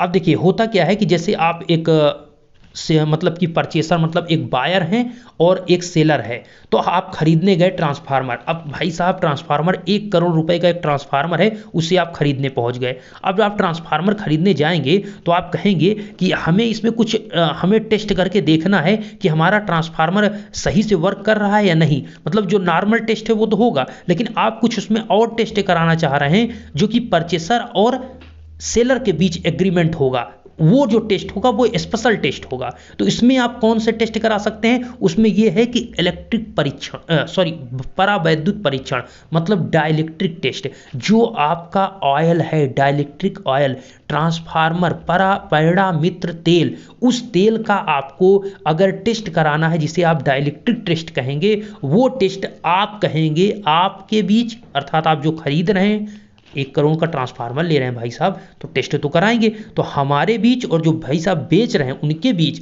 दोनों के बीच बात होगी, हम डाइलेक्ट्रिक टेस्ट कराएंगे, तो ये आएगा स्पेशल टेस्ट के अंतर्गत। नेक्स्ट टेस्ट ये है measurement of zero sequence impedance of 3 phase transformer. तो ये भैया साहब आपको तब समझ में आएगा, आपका इम्पिडेंस जब पढ़ेंगे उसमें आपका zero sequence impedance, positive, negative, ये सीक्वेंस होता है इम्पिडेंस का, ये चीज़ दूसरा पॉइंट है, ठीक है। लेकिन ये भी अगर आप कराते हैं तो ये स्पेशल टेस्ट के अंतर्गत आता है कि हमारा इसमें जीरो सीक्वेंस होना, मतलब हम टेस्ट कराना चाह रहे हैं कि हमारा जो 3 फेज का ट्रांसफार्मर में, इसमें हमारा जीरो सीक्वेंस इम्पिडेंस है, उसको टेस्ट करिए। तो उसका अगर मेजर करेंगे तो ये भी स्पेशल टेस्ट है। नेक्स्ट है शॉर्ट सर्किट टेस्ट। तो अगर शॉर्ट सर्किट टेस्ट कराते हैं, लघुपथ परीक्षण, शॉर्ट सर्किट टेस्ट, तो ये भी आपका स्पेशल टेस्ट के अंतर्गत आएगा। तो आपका ये बहुत इंपॉर्टेंट है। ट्रांसफार्मर का सिंपल सा है कि ट्रांसफार्मर की टेस्टिंग बताइए, इसका परीक्षण हम कितने नियमों से कर सकते हैं।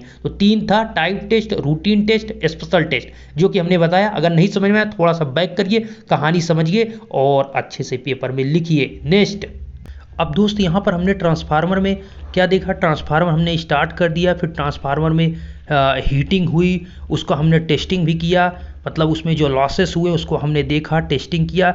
अब बात आती है कि ये जो लॉसेस हो रहे हैं इनको तो हमें कम भी करना होगा, तो उसके लिए जो इसमें हीट बनती है उसको ख़त्म करना है, उसके लिए हमें कूलिंग की आवश्यकता पड़ती है। तो ट्रांसफार्मर को कैसे ठंडा रखा जाए, इसके लिए आता है शीतलन कूलिंग विधि। तो कितने विधियों के माध्यम से आप इसको ट्रांसफार्मर को ठंडा कर सकते हैं, ये मेथड को भी देख लेते हैं। तो जैसा कि पहले इसके बारे में आप थोड़ा लिखेंगे कि ट्रांसफार्मर में आपसे क्वेश्चन ऐसा पूछा जाएगा कि ट्रांसफार्मर में हानियों के कारण की विवेचना कीजिए। और अच्छा, ये क्वेश्चन तो हानि का हो गया, लेकिन आपसे क्वेश्चन ये है कि ट्रांसफार्मर में कूलिंग की आवश्यकता क्यों पड़ती है और कूलिंग के विधि के बारे में बताइए। अच्छा, तो पहले तो ये आपको पता ही है कि हमारे ट्रांसफार्मर में हानि क्यों होता है और कौन कौन सी हानि, ये सारी चीज़ें मैंने बता दिया कि ट्रांसफार्मर एक स्टैटिक डिवाइस है, इसलिए इसमें कोई मैकेनिकल लॉस नहीं होता है। ये एक आपका स्टैटिक डिवाइस है, इसलिए इसमें इलेक्ट्रिक लॉस होता है, क्योंकि इलेक्ट्रिक सप्लाई इसमें आती है, अतः जिस कारण से इसमें वायु और घर्षण हानियां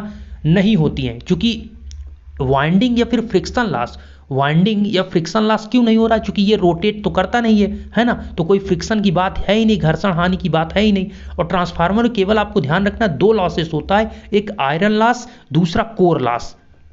अच्छा, हमने वही बात कह दी, एक आयरन लॉस, दूसरा कॉपर लॉस, ठीक है, एक आपका आयरन लॉस, दूसरा कॉपर लॉस। और आयरन लॉस में 2 लॉसेस होता है, एक आपका ईडी करंट लॉस और दूसरा आपका हिस्टेरिसिस लॉस। और कॉपर लॉस तो कॉपर लॉस है ही, जो कि प्राइमरी में कॉपर लॉस और सेकेंडरी में कॉपर लॉस होता है, I²R, ठीक है। चलिए, इसी प्रकार से आपको पता है कि ट्रांसफार्मर में जो आयरन लॉस है, आयरन लॉस कांस्टेंट होता है, कॉपर लॉस वेरिएबल होता है ना। ये सारी चीज़ें आपको हमने बता के रखी है। अच्छा, एक पॉइंट और है कि इसमें आपका जो हमारी लॉसेस होता है वो आपका, जैसे कॉपर लॉस है तो उसमें I²R है, तो जो रजिस्टेंस है उसके कारण हमारा लॉसेस ज़्यादा देखने को मिलता है। तो इसके कारण जब रजिस्टेंस में लॉसेस, मतलब आपके ट्रांसफार्मर में लॉसेस होगा तो उसकी जो इफ़िशियंसी है वो घट जाती है। तो ये सारी चीज़ें तो हानि में है। अब कूलिंग की बात करते हैं, तो जैसे आपको पता है कि सभी मशीनों में लोड के बढ़ने के साथ साथ हानियां भी बढ़ती है। क्यों? क्योंकि आपको मैंने बताया जैसे कॉपर लॉस है तो भैया लोड बढ़ाएंगे तो करंट आपकी बढ़ेगी, और करंट बढ़ेगी, लोड बढ़ने का मतलब भैया लोड को और करंट चाहिए, ठीक है। तो करंट मतलब जैसे आपके घर में, आपके गांव में लाइट आ रही है, अभी 10 ट्यूबवेल चल रहे थे, अब भैया किसान लोग ने अब अपने खेत में और पानी लगाने की आवश्यकता पड़ी तो अब 20 ट्यूबवेल चलने लगे। उससे क्या हुआ, अब लोड जो है बढ़ गया, मतलब अब सप्लाई और चाहिए, अब डबल, मतलब पहले 10 चल रहे थे 20 चलने लगे, तो सप्लाई मतलब अब और चाहिए, इसका मतलब लोड बढ़ गया, मतलब करंट और दीजिए, तो आई का मान बढ़ गया, आई का मान बढ़ गया। अब ये जो आई करंट आपकी बढ़ी, आई करंट बढ़ी तो आई स्क्वायर आर जो लॉस है ये कॉपर लॉस है, ये आपके वाइंडिंग में प्राइमरी और सेकेंडरी दोनों, ट्रांसफार्मर के प्राइमरी सेकेंडरी दोनों में होगा। तो वही चीज़ आपको कह रहे हैं कि जब आपका मशीनों में लोड बढ़ता है तो उसके साथ साथ में लॉसेस भी बढ़ते हैं, तो मशीनों में ऊष्मा उत्पन्न होगी। जो लॉस का मतलब हीट प्रोड्यूस होगा, और यदि मशीनों में उत्पन्न ऊष्मा का सही प्रकार से तत्पर विसरण न किया जाए, मतलब जो आपके ट्रांसफार्मर में हीट बन रहा है या कोई मशीन में हीट बन रहा है, अगर उसको समय से बाहर वातावरण में बाहर न किया गया, वो मशीन में ही रह जाता है, तो मशीन को लगातार हीट करेगा, गर्म करेगा, तो मशीन अत्यधिक गर्म होकर नष्ट भ्रष्ट हो जाएगी, अर्थात आपकी मशीन खराब हो जाएगी, वो जल जाएगी, है ना। तो इसलिए ट्रांसफार्मर को भी हमें कूलिंग की आवश्यकता पड़ती है। तो आपने ऐसा बताना है आपको, क्योंकि उसमें लॉसेस होता है तो हीट बनती है, क्योंकि जब हम लोड बढ़ाते हैं तो लोड के बढ़ने के साथ साथ हानि होती है, और हानि के होने से, लॉसेस के होने से मशीन में हीट बनती है, और ये हीट ही मशीन को गर्म करती जाती है। अगर ये हीट को बाहर समय से नहीं विसरित किया गया, डिसिपेट नहीं किया गया, नहीं निकाला गया, तो ये मशीन आपकी जो आपका ट्रांसफार्मर है ये लगातार गर्म हो जाएगा, और गर्म होने पर इसकी जो वाइंडिंग है, कोर है, सब कुछ जल जाएगा। इसलिए हीट को बाहर निकालने के लिए और ट्रांसफार्मर को ठंडा रखने के लिए हमें कूलिंग, शीतलन की आवश्यकता पड़ती है। तो कूलिंग में कौन कौन से मेथड हैं, जैसा कि थोड़ा सा साइड में आपको दिख रहा है, यहाँ पर ये आपका कोर है, ठीक है, ये कोर है, और यहाँ से आप देख रहे हैं ये आपका एयर इस प्रकार से दिया जा रहा है ना, ये पूरा कोर है। तो ये एयर जब दिया जाता है, इसमें एयर दिया जाएगा, तो ये पूरा जो ट्रांसफार्मर का कोर है ये ठंडा होगा, ये क्या होगा, ठंडा, और फिर से गर्म वायु बाहर की तरफ निकल जाएगी। इधर से ठंडी वायु इंटर करेगी और इधर से गर्म वायु बाहर निकल जाएगी, ऊष्मा हीट को लेते हुए। इस प्रकार से ट्रांसफार्मर ठंडा रहेगा, है ना। अब देखिए इसमें क्या क्या हमारे मेथड हो सकते हैं, तो ये मेथड ही आप यहां पर रखें, कूलिंग मेथड ऑफ ट्रांसफार्मर। तो एक ट्रांसफार्मर को ठंडा करने के कौन कौन से मेथड है, तो पहला मेथड है नेचुरल कूलिंग मेथड, और दूसरा है आर्टिफिशियल कूलिंग मेथड। तो नेचुरल का मतलब है जो नेचुरल प्रकृति से आपका ठंडा हो रहा है, प्राकृतिक रूप से। आर्टिफिशियल का मतलब है जो आपने उसको सिस्टमेटिक ढंग से बना के रखा है, आपने कुछ उसमें सिस्टम किया ऐसा जिससे उसमें हवा जा रही है या पानी या फिर ऑयल के माध्यम से ठंडा किया जा रहा है। तो पहला तो यहाँ पर जैसे नेचुरल में है तो पहला यही है कि blast forced air cooling method. तो blast force air cooling method कहें या फिर आर्टिफिशियल एयर कूलिंग मेथड कहें, तो इसमें कुछ नहीं होता है कि इसमें हवा का तेजी के साथ, मतलब हवा, ब्लास्ट फोर्स मतलब हवा का तेजी, हाई प्रेशर के साथ हवा को, ठंडी एयर को उस ट्रांसफार्मर के कोर पर दिया जाता है। जैसा कि यहाँ पर देख रहे हैं, एयर ब्लास्ट कूल्ड ट्रांसफार्मर। तो इसमें ठंडे एयर को तेजी प्रेशर के साथ उसमें ट्रांसफार्मर के कोर में दिया जाता है, जिससे आपका कोर धीरे धीरे ठंडा होता रहता है। ओके, एक तो ये मेथड है। दूसरा है oil emerged natural cooling method, तेल निमज्जित प्राकृतिक शीतलन विधि, मतलब इसमें ऑयल के माध्यम से आपके कोर को ठंडा किया जाता है। ठीक है, नेक्स्ट है oil emerged blast forced air cooling method. इसमें क्या है कि ऑयल भी रहेगा, साथ में आपका जो एयर है उसको भी यहाँ पर हाई प्रेशर के साथ, फोर्स के साथ आपके कोर को दिया जाएगा, जिससे कोर आपका ठंडा होगा। तो 3 मेथड हो गए। चौथा मेथड आपका है oil emerged water cooling method. इसमें क्या है कि ऑयल इमर्ज्ड वाटर, मतलब यहाँ पर एयर की जगह पर, वायु की जगह पर अब ठंडे वाटर, जल का यूज किया जाएगा, जल का, वाटर का, तो जो कि ट्रांसफार्मर को ठंडा करेगा। ठीक है, ज़्यादातर कौन यूज होता है, ज़्यादातर यहाँ पर आपका आप देखेंगे ट्रांसफार्मर, बड़े बड़े ट्रांसफार्मर में या PGCIL UPPCL कहीं पर आप देखते हैं जो होते हैं वो फैन, पंखे लगे होते हैं, और उन्हीं पंखों के माध्यम से, तेजी से पंखे के माध्यम से उसको ठंडा करता रहता है। ठीक है, उस प्रकार से आप देखेंगे ठंडे पंखे चलते रहते हैं, बड़े बड़े फैन लगे होते हैं, और उन्हीं के माध्यम से, मतलब एयर हुआ, वहाँ पर एयर कूलिंग मेथड की बात की गई। ठीक है, नेक्स्ट है आपका circulating oil water cooling method. यहाँ पर ऑयल को सर्कुलेट करके ऑयल को सर्कुलेट करके ठंडा किया जा रहा है। ठीक है, कुल मिलाकर अगर मेथड के नाम को भी याद रखेंगे तो इसके बारे में बहुत ज़्यादा डिटेल नहीं दिया गया है। अभी के लिए इतना समझिए कि इतने मेथड होते हैं। एक सिंपल मेथड के बारे में लिख सकते हैं जो कि प्राकृतिक है, natural cooling method of transformer. जैसे कि एक 25 kVA का आपकी ट्रांसफार्मर है। 25 kVA का मतलब ये एक ट्रांसफार्मर की कैपेसिटी है, क्षमता है कि 25 kVA का ट्रांसफार्मर है।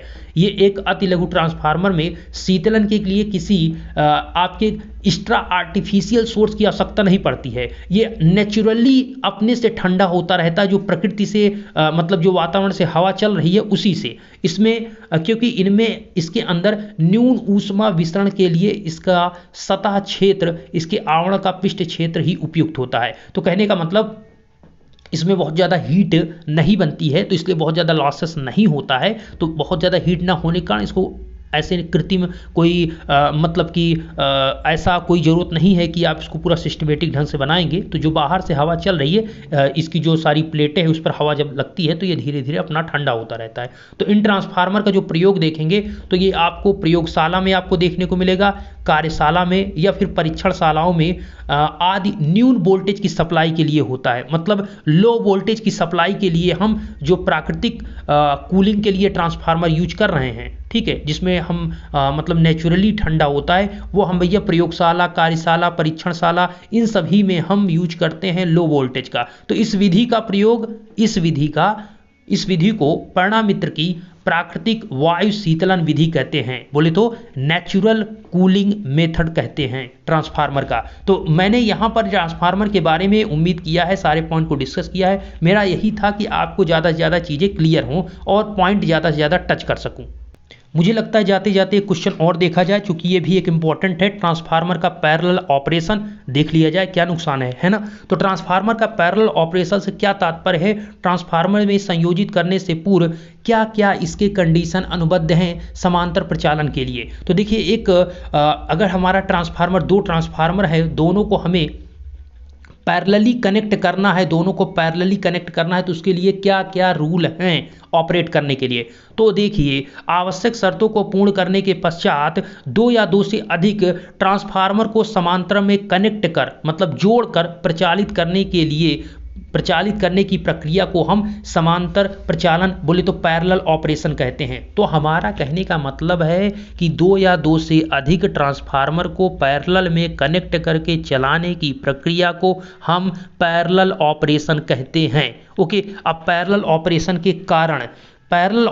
के कारण आपको पहला बताया गया कि बिजली घरों से अतिरिक्त विद्युत शक्ति संचरित करने के लिए, मतलब भैया एक ट्रांसफार्मर लगा है, जैसे 25 kVA का एक ट्रांसफार्मर लगा है, तो ये भैया इसकी क्षमता 25 kVA ही सप्लाई दे सकता है। अब यहीं पर दो ट्रांसफार्मर हमने लगा दिया तो 50 kVA हो गया। मतलब जितने ज़्यादा आप ट्रांसफार्मर कनेक्ट करते जाएंगे उस इलेक्ट्रिक सप्लाई, उस पावर की शक्ति, जो पावर है उसकी ज़्यादा से ज़्यादा क्षमता बढ़ती जाएगी, है ना। तो वही चीज़ है कि आपकी बिजली घरों से अतिरिक्त इलेक्ट्रिक पावर सिस्टम से इलेक्ट्रिक पावर सप्लाई देने के लिए हम इसको कनेक्ट करते हैं पैरेलल में। दूसरा है उपकेंद्रों की क्षमता, मतलब जो सब स्टेशन है, जितना ज़्यादा नंबर आपके ट्रांसफार्मर कनेक्टेड रहेंगे पैरेलल में, उसकी क्षमता उतनी ज़्यादा रहेगी, उतनी ज़्यादा सप्लाई दे सकता है ना।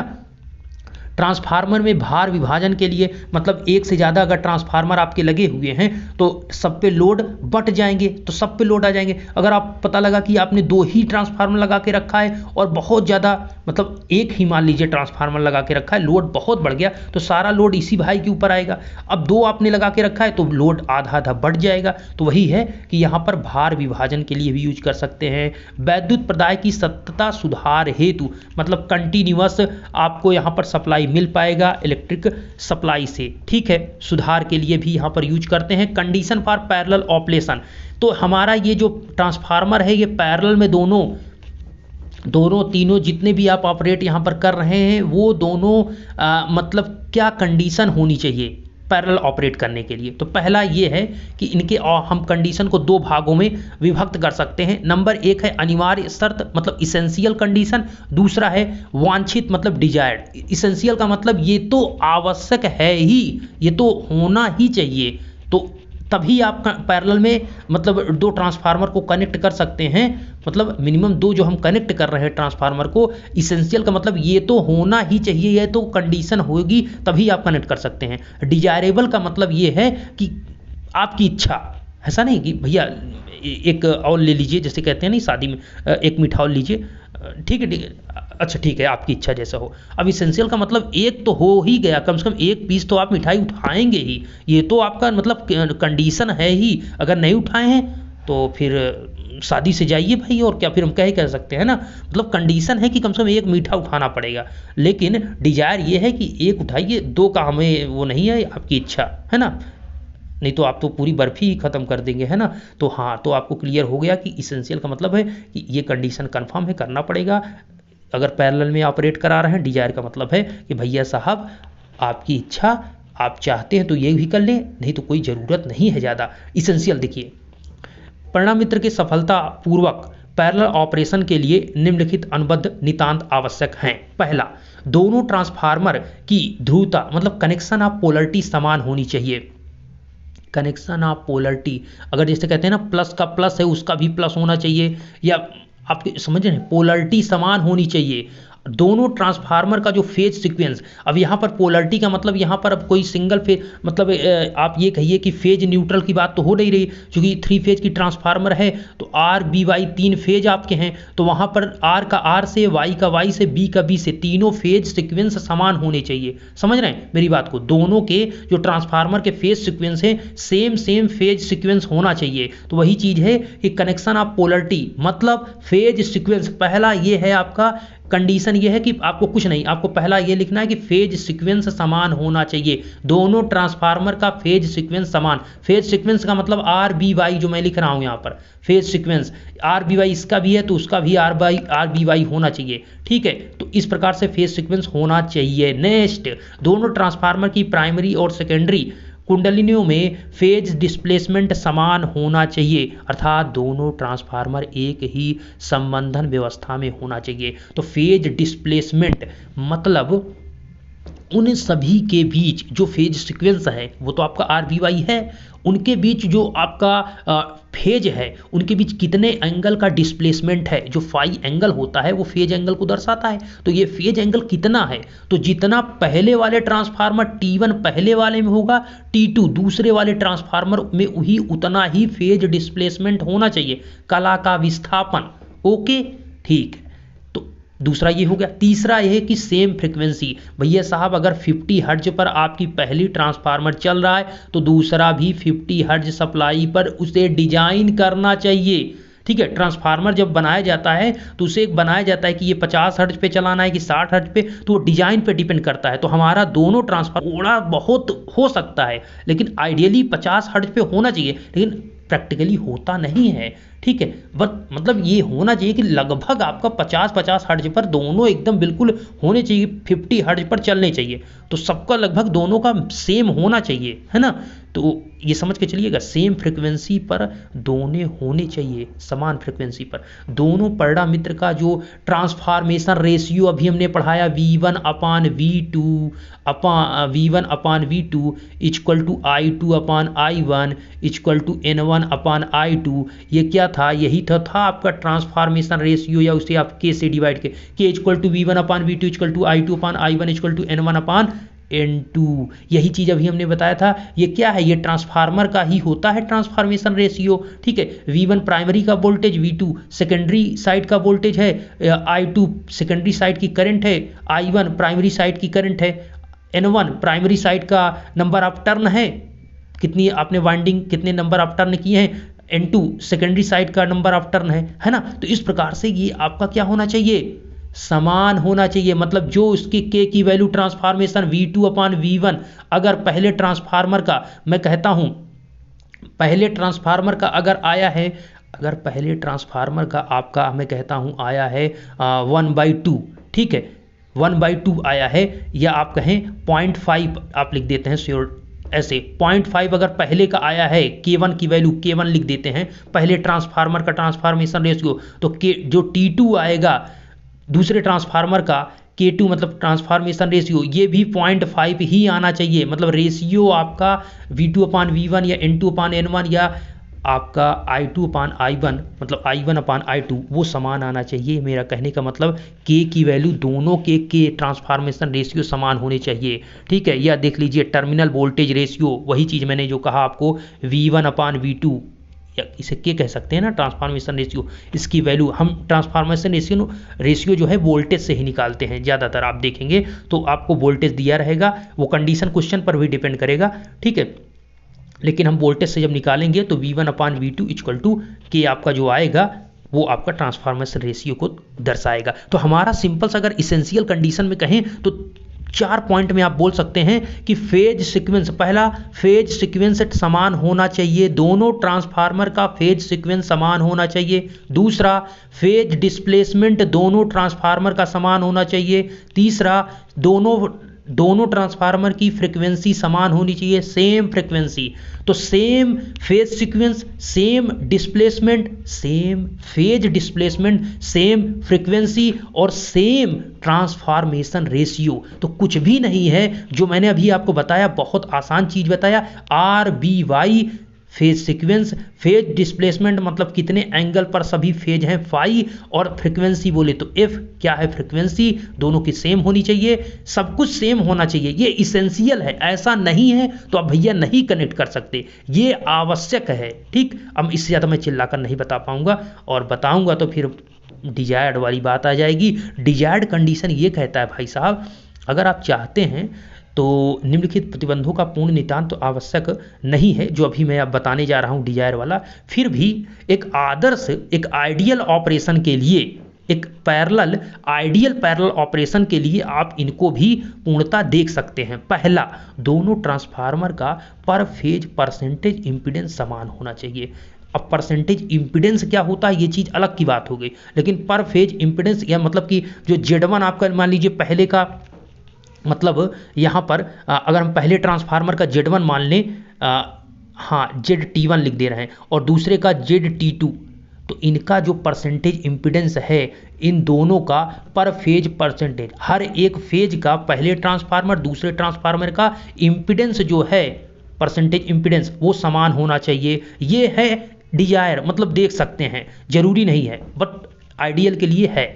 दूसरा, पर phase resistance to reactance ratio, resistance का मतलब R/X रेशियो भी आप देखिए, R/X रेशियो पहले ट्रांसफार्मर का और R/X रेशियो दूसरे ट्रांसफार्मर का अगर सेम है तो भैया अच्छी बात है, मतलब ये पैरेलल ऑपरेट करा सकते हैं। तो ये कहानी मैंने जो बताई ये बहुत इंपॉर्टेंट है, इसको समझने की कोशिश कीजिए। परसेंटेज इम्पीडेंस और R/X ये अगर दोनों कंडीशन होती है तो डिजायर है, मतलब भैया दूसरी मिठाई भी आप उठा सकते हैं, ठीक है। मन नहीं कर रहा है जाने का, इसलिए एक क्वेश्चन और देख लिया जाए दोस्त, ये भी हो सकता है आपके पेपर में अच्छा बने, तो इसलिए देख ही लिया जाए। एक ट्रांसफार्मर में आपको एक CT करंट ट्रांसफार्मर देखने को मिलेगा, दूसरा PT पोटेंशियल ट्रांसफार्मर देखने को मिलेगा। 2 मिनट लगेगा, कहानी समझ लिया जाए। करंट ट्रांसफार्मर का कहने का मतलब है जिस प्रकार DC सर्किट में उच्च मतलब हाई करंट को एमीटर के साथ शंट लगाकर यथार्थता के साथ मीजर करता है। देखिए जब आप इंस्ट्रूमेंट मीजरमेंट आपने पढ़ा तो उसमें आपने इंस्ट्रूमेंट मीजरमेंट में आपने पढ़ा था एक एमीटर को हम जांच करने के लिए उसमें हम शंट में अर्थात पैरेलल में लगाकर हम उसकी एक्यूरेसी को ज्ञात करते हैं। लेकिन जब AC सप्लाई की बात चलेगी तो उसके लिए हमारा करंट ट्रांसफार्मर काम करता है।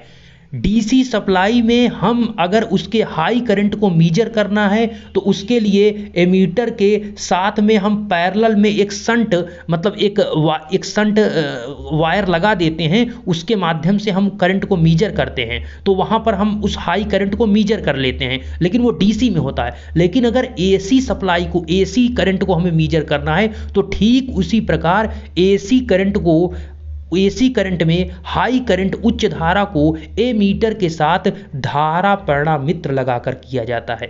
एमीटर के साथ जो हमारा एमीटर जो DC में था वहां पर हम शंट लगाकर एक शंट कुल मिलाकर एक तार होता है, उसी तार को हम चूंकि पैरेलल में लगाते हैं इसलिए उसे हम शंट कह रहे हैं, ठीक है। तो यहां पर क्या है, जैसे एमीटर में यहां पर DC में शंट वायर को लगाकर करते हैं। सेम उसी प्रकार से एसी के हाई करंट को मेजर करने के लिए एमीटर के पैरेलल में एमीटर के साथ हम ट्रांसफार्मर को कनेक्ट करते हैं। जैसे उसमें शंट को कनेक्ट करते हैं, शंट वायर को, इसमें ट्रांसफार्मर को कनेक्ट करते हैं, और यही ट्रांसफार्मर जो कनेक्ट करते हैं वही कहलाता है करंट ट्रांसफार्मर, क्योंकि ये एक हाई करंट को मेजर करता है, ये लो करंट को नहीं। करंट ट्रांसफार्मर हो या फिर पोटेंशियल ट्रांसफार्मर हो, करंट ट्रांसफार्मर हाई करंट को मेजर करता है, पोटेंशियल ट्रांसफार्मर हाई वोल्टेज को मेजर करता है ना।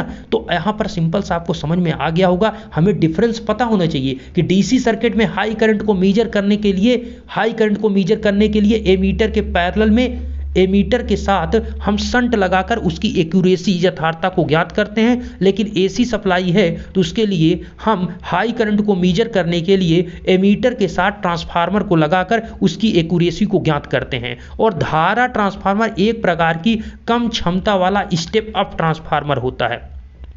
तो आपको यह भी पता होना चाहिए जो करंट ट्रांसफार्मर है ये स्टेप अप ट्रांसफार्मर होता है। कैसा? स्टेप अप का मतलब जिसका जो स्टेप अप स्टेप डाउन क्या होता है। ट्रांसफार्मर दो प्रकार के हो सकते हैं वोल्टेज के आधार पर, एक स्टेप अप एक स्टेप डाउन, है ना।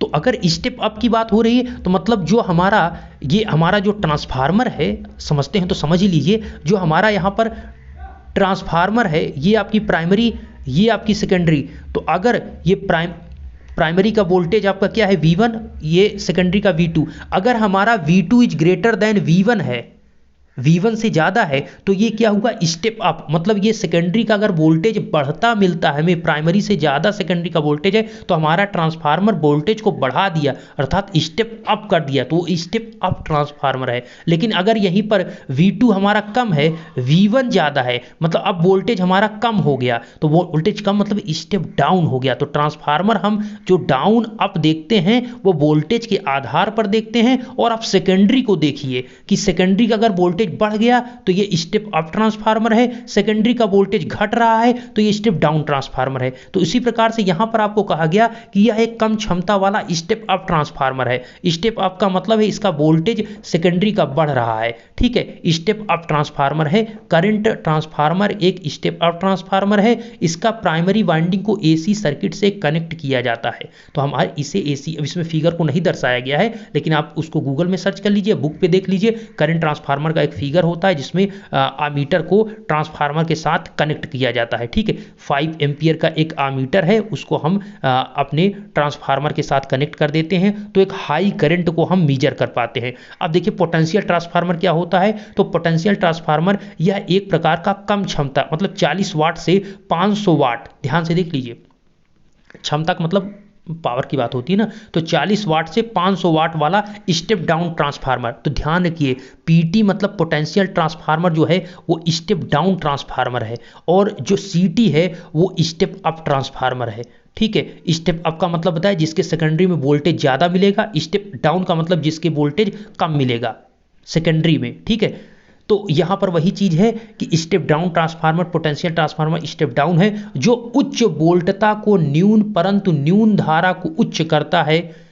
ये आपका क्या कहलाता है? पोटेंशियल ट्रांसफार्मर कहलाता है। इसकी अभिकल्पना प्रायः हम 110 वोल्ट या 220 वोल्ट की वोल्टता से की जाती है। मतलब अभी मैं बताता हूं आपको, इसकी प्राइमरी वाइंडिंग को परिपथ के प्रदायी वोल्टेज के आर पार संयोजित मतलब अक्रॉस पैरेलल में कनेक्ट किया जाता है। इसके प्राइमरी वाइंडिंग को द्वितीय कुंडल को वोल्ट मीटर लगाकर वोल्टता के आर पार मतलब पैरेलल में संयोजित किया जाता है, और द्वितीय कुंडली को वोल्ट मीटर लगाकर वोल्टता मापी जाती है जैसा कि चित्र में दिखाया गया है। तो चलिए कहानी ही देख लेते हैं, उनको पढ़ने का क्या मतलब है। हमारा यहाँ पर पॉइंट ये था, देखिए आपको सीटी भी यहाँ पर दिखा दिया गया है, सबसे अच्छी बात है। तो अगर आप इतना भी देखें, इतना इधर वाला मत देखिए, ये इतना इस साइड वाला आप देखेंगे ये बाएं की तरफ, तो इसमें आप देखिए यहाँ पर ये जो लगा है ये पोटेंशियल ट्रांसफार्मर है, आपको दिखाया भी गया है। ये देखिए ये पोटेंशियल ट्रांसफार्मर है और ये सीटी करंट ट्रांसफार्मर इतना पूरा है। इधर से देखिए सप्लाई दी जाती है, इधर लोड। मैंने क्या बताया, जो आपका पोटेंशियल ट्रांसफार्मर होगा, पोटेंशियल वोल्टेज की बात हो रही, तो ये पैरेलल में कनेक्टेड होता है सप्लाई के, और जो करंट ट्रांसफार्मर होता है ये करंट की बात होती है, और करंट आप जानते हैं सीरीज में इक्वल होता है, तो करंट ट्रांसफार्मर सीरीज में कनेक्ट होता है। तो आप देखेंगे ये इस प्रकार से जो है, ये आपका इनपुट इधर से आपने सप्लाई दी, ये आपका लोड है, इसके बीच में पोटेंशियल ट्रांसफार्मर ये लगा है। पोटेंशियल ट्रांसफार्मर देखेंगे ये आपका कोर है ट्रांसफार्मर का, और इसके इस साइड से ये प्राइमरी वाइंडिंग है, भाई जिधर से सप्लाई देते हैं वही प्राइमरी होता है, तो इसका ये प्राइमरी हो गया। और इसके सेकेंडरी में हमने 110 वोल्ट का यहाँ पर वोल्ट मीटर लगा के रखा है, 110 वोल्ट या 220 वोल्ट हम लगा के रखते हैं, है ना, प्रायः 110 वोल्ट या 220 वोल्ट।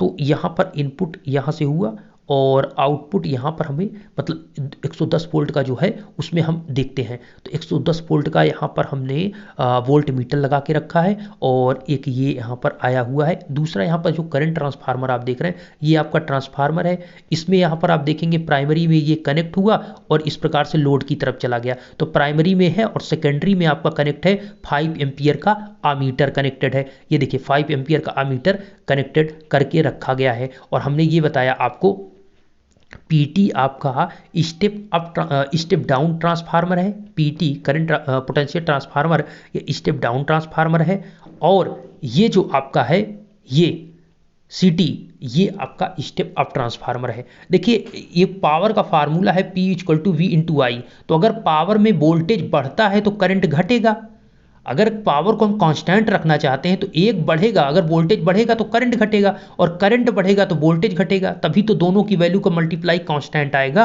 है ना। तो कांस्टेंट रहने के लिए एक बढ़ेगा तो दूसरा घटेगा, तो वोल्टेज अगर ट्रांसफार्मर में बढ़ रहा है सेकेंडरी में तो इसका मतलब करंट उसमें घट रहा है। ये इसका सीन है, ये है आपका पोटेंशियल ट्रांसफार्मर का और करंट ट्रांसफार्मर का। एक साथ इसको बना के आप सीटी पीटी के बारे में कहानी इतना लिख देंगे तो बात बन जाएगी। अच्छा मुझे लगता है मैंने पोटेंशियल आपको नहीं समझा पाया हूँ, रुकिए 1 मिनट। कहने का मतलब सिंपल सा ये है कि पीटी हमें वोल्टेज पोटेंशियल ट्रांसफार्मर जो सप्लाई आ रही है उसके वोल्टेज को मेजर करेगा, और जो हमारा सीटी है करंट ट्रांसफार्मर ये कितनी करंट आ रही है करंट को मेजर करेगा, है ना। तो हमारा सिंपल सा यहाँ पर इसको हम पैरेलल में जो हमने पोटेंशियल ट्रांसफार्मर कनेक्ट किया, इस वोल्ट मीटर के जो वोल्ट मीटर ये है इसमें हम देखेंगे कि कितना वोल्टेज इसके सप्लाई में आ रहा है, तो ये सप्लाई में हमें बताएगा कि कितना मतलब वोल्टेज है, ठीक है। तो इस पोटेंशियल ट्रांसफार्मर के माध्यम से पैरेलल में कनेक्ट करके हम सप्लाई का वोल्टेज ज्ञात करेंगे। दूसरा ए मीटर, इस 5 एम्पियर का जो ए मीटर है इसको देखकर हम पता पाएंगे कि कितनी करंट यहां से जा रही है, क्योंकि ये सीटी जो है करंट ट्रांसफार्मर सीरीज में कनेक्टेड होती है और सीरीज में करंट आपकी इक्वल है, इसीलिए इसको सीरीज में कनेक्ट किया जाता है ना। तो इस प्रकार से यहाँ पर है, और ये सप्लाई ऐसे आती है, और ये सप्लाई आपकी ऐसे आती है, और आगे फिर लोड से होते हुए फिर से ऐसे आती है। तो क्लोज पाथ आपका इस प्रकार से बनता है। Potential transformer, current transformer voltage current को मेजर करते हैं और एंजॉय करते हैं, और मुझे लगता है कि अब आप भी एंजॉय कर रहे होंगे। और अगर एक बात थोड़ी सी कर लें तो एक बात और कर लीजिए वोल्टेज रेगुलेशन की, कि एक अल्टरनेटर, अच्छा ये वोल्टेज रेगुलेटर अल्टरनेटर की बात हो जाती है। तो कहानी यहीं पर ख़त्म करते हैं सीटी पीटी से, और उम्मीद करता हूँ ये वीडियो आपको पसंद आएगा। प्लीज़ वीडियो को ज़्यादा से ज़्यादा अपने स्टूडेंट शेयर कर दीजिए, या फिर आप इस वीडियो को कंप्लीट देखकर इन क्वेश्चन को जरूर रिवीजन करके जाइएगा, ठीक है। और चैनल को सब्सक्राइब कर दिए आगे की पढ़ाई के लिए। अगर इलेक्ट्रिकल बच्चा हैं आप तो इलेक्ट्रिकल चैनल आपके लिए बेस्ट है, आपको अच्छे से पढ़ाया जाएगा। थैंक यू सो मच, धन्यवाद।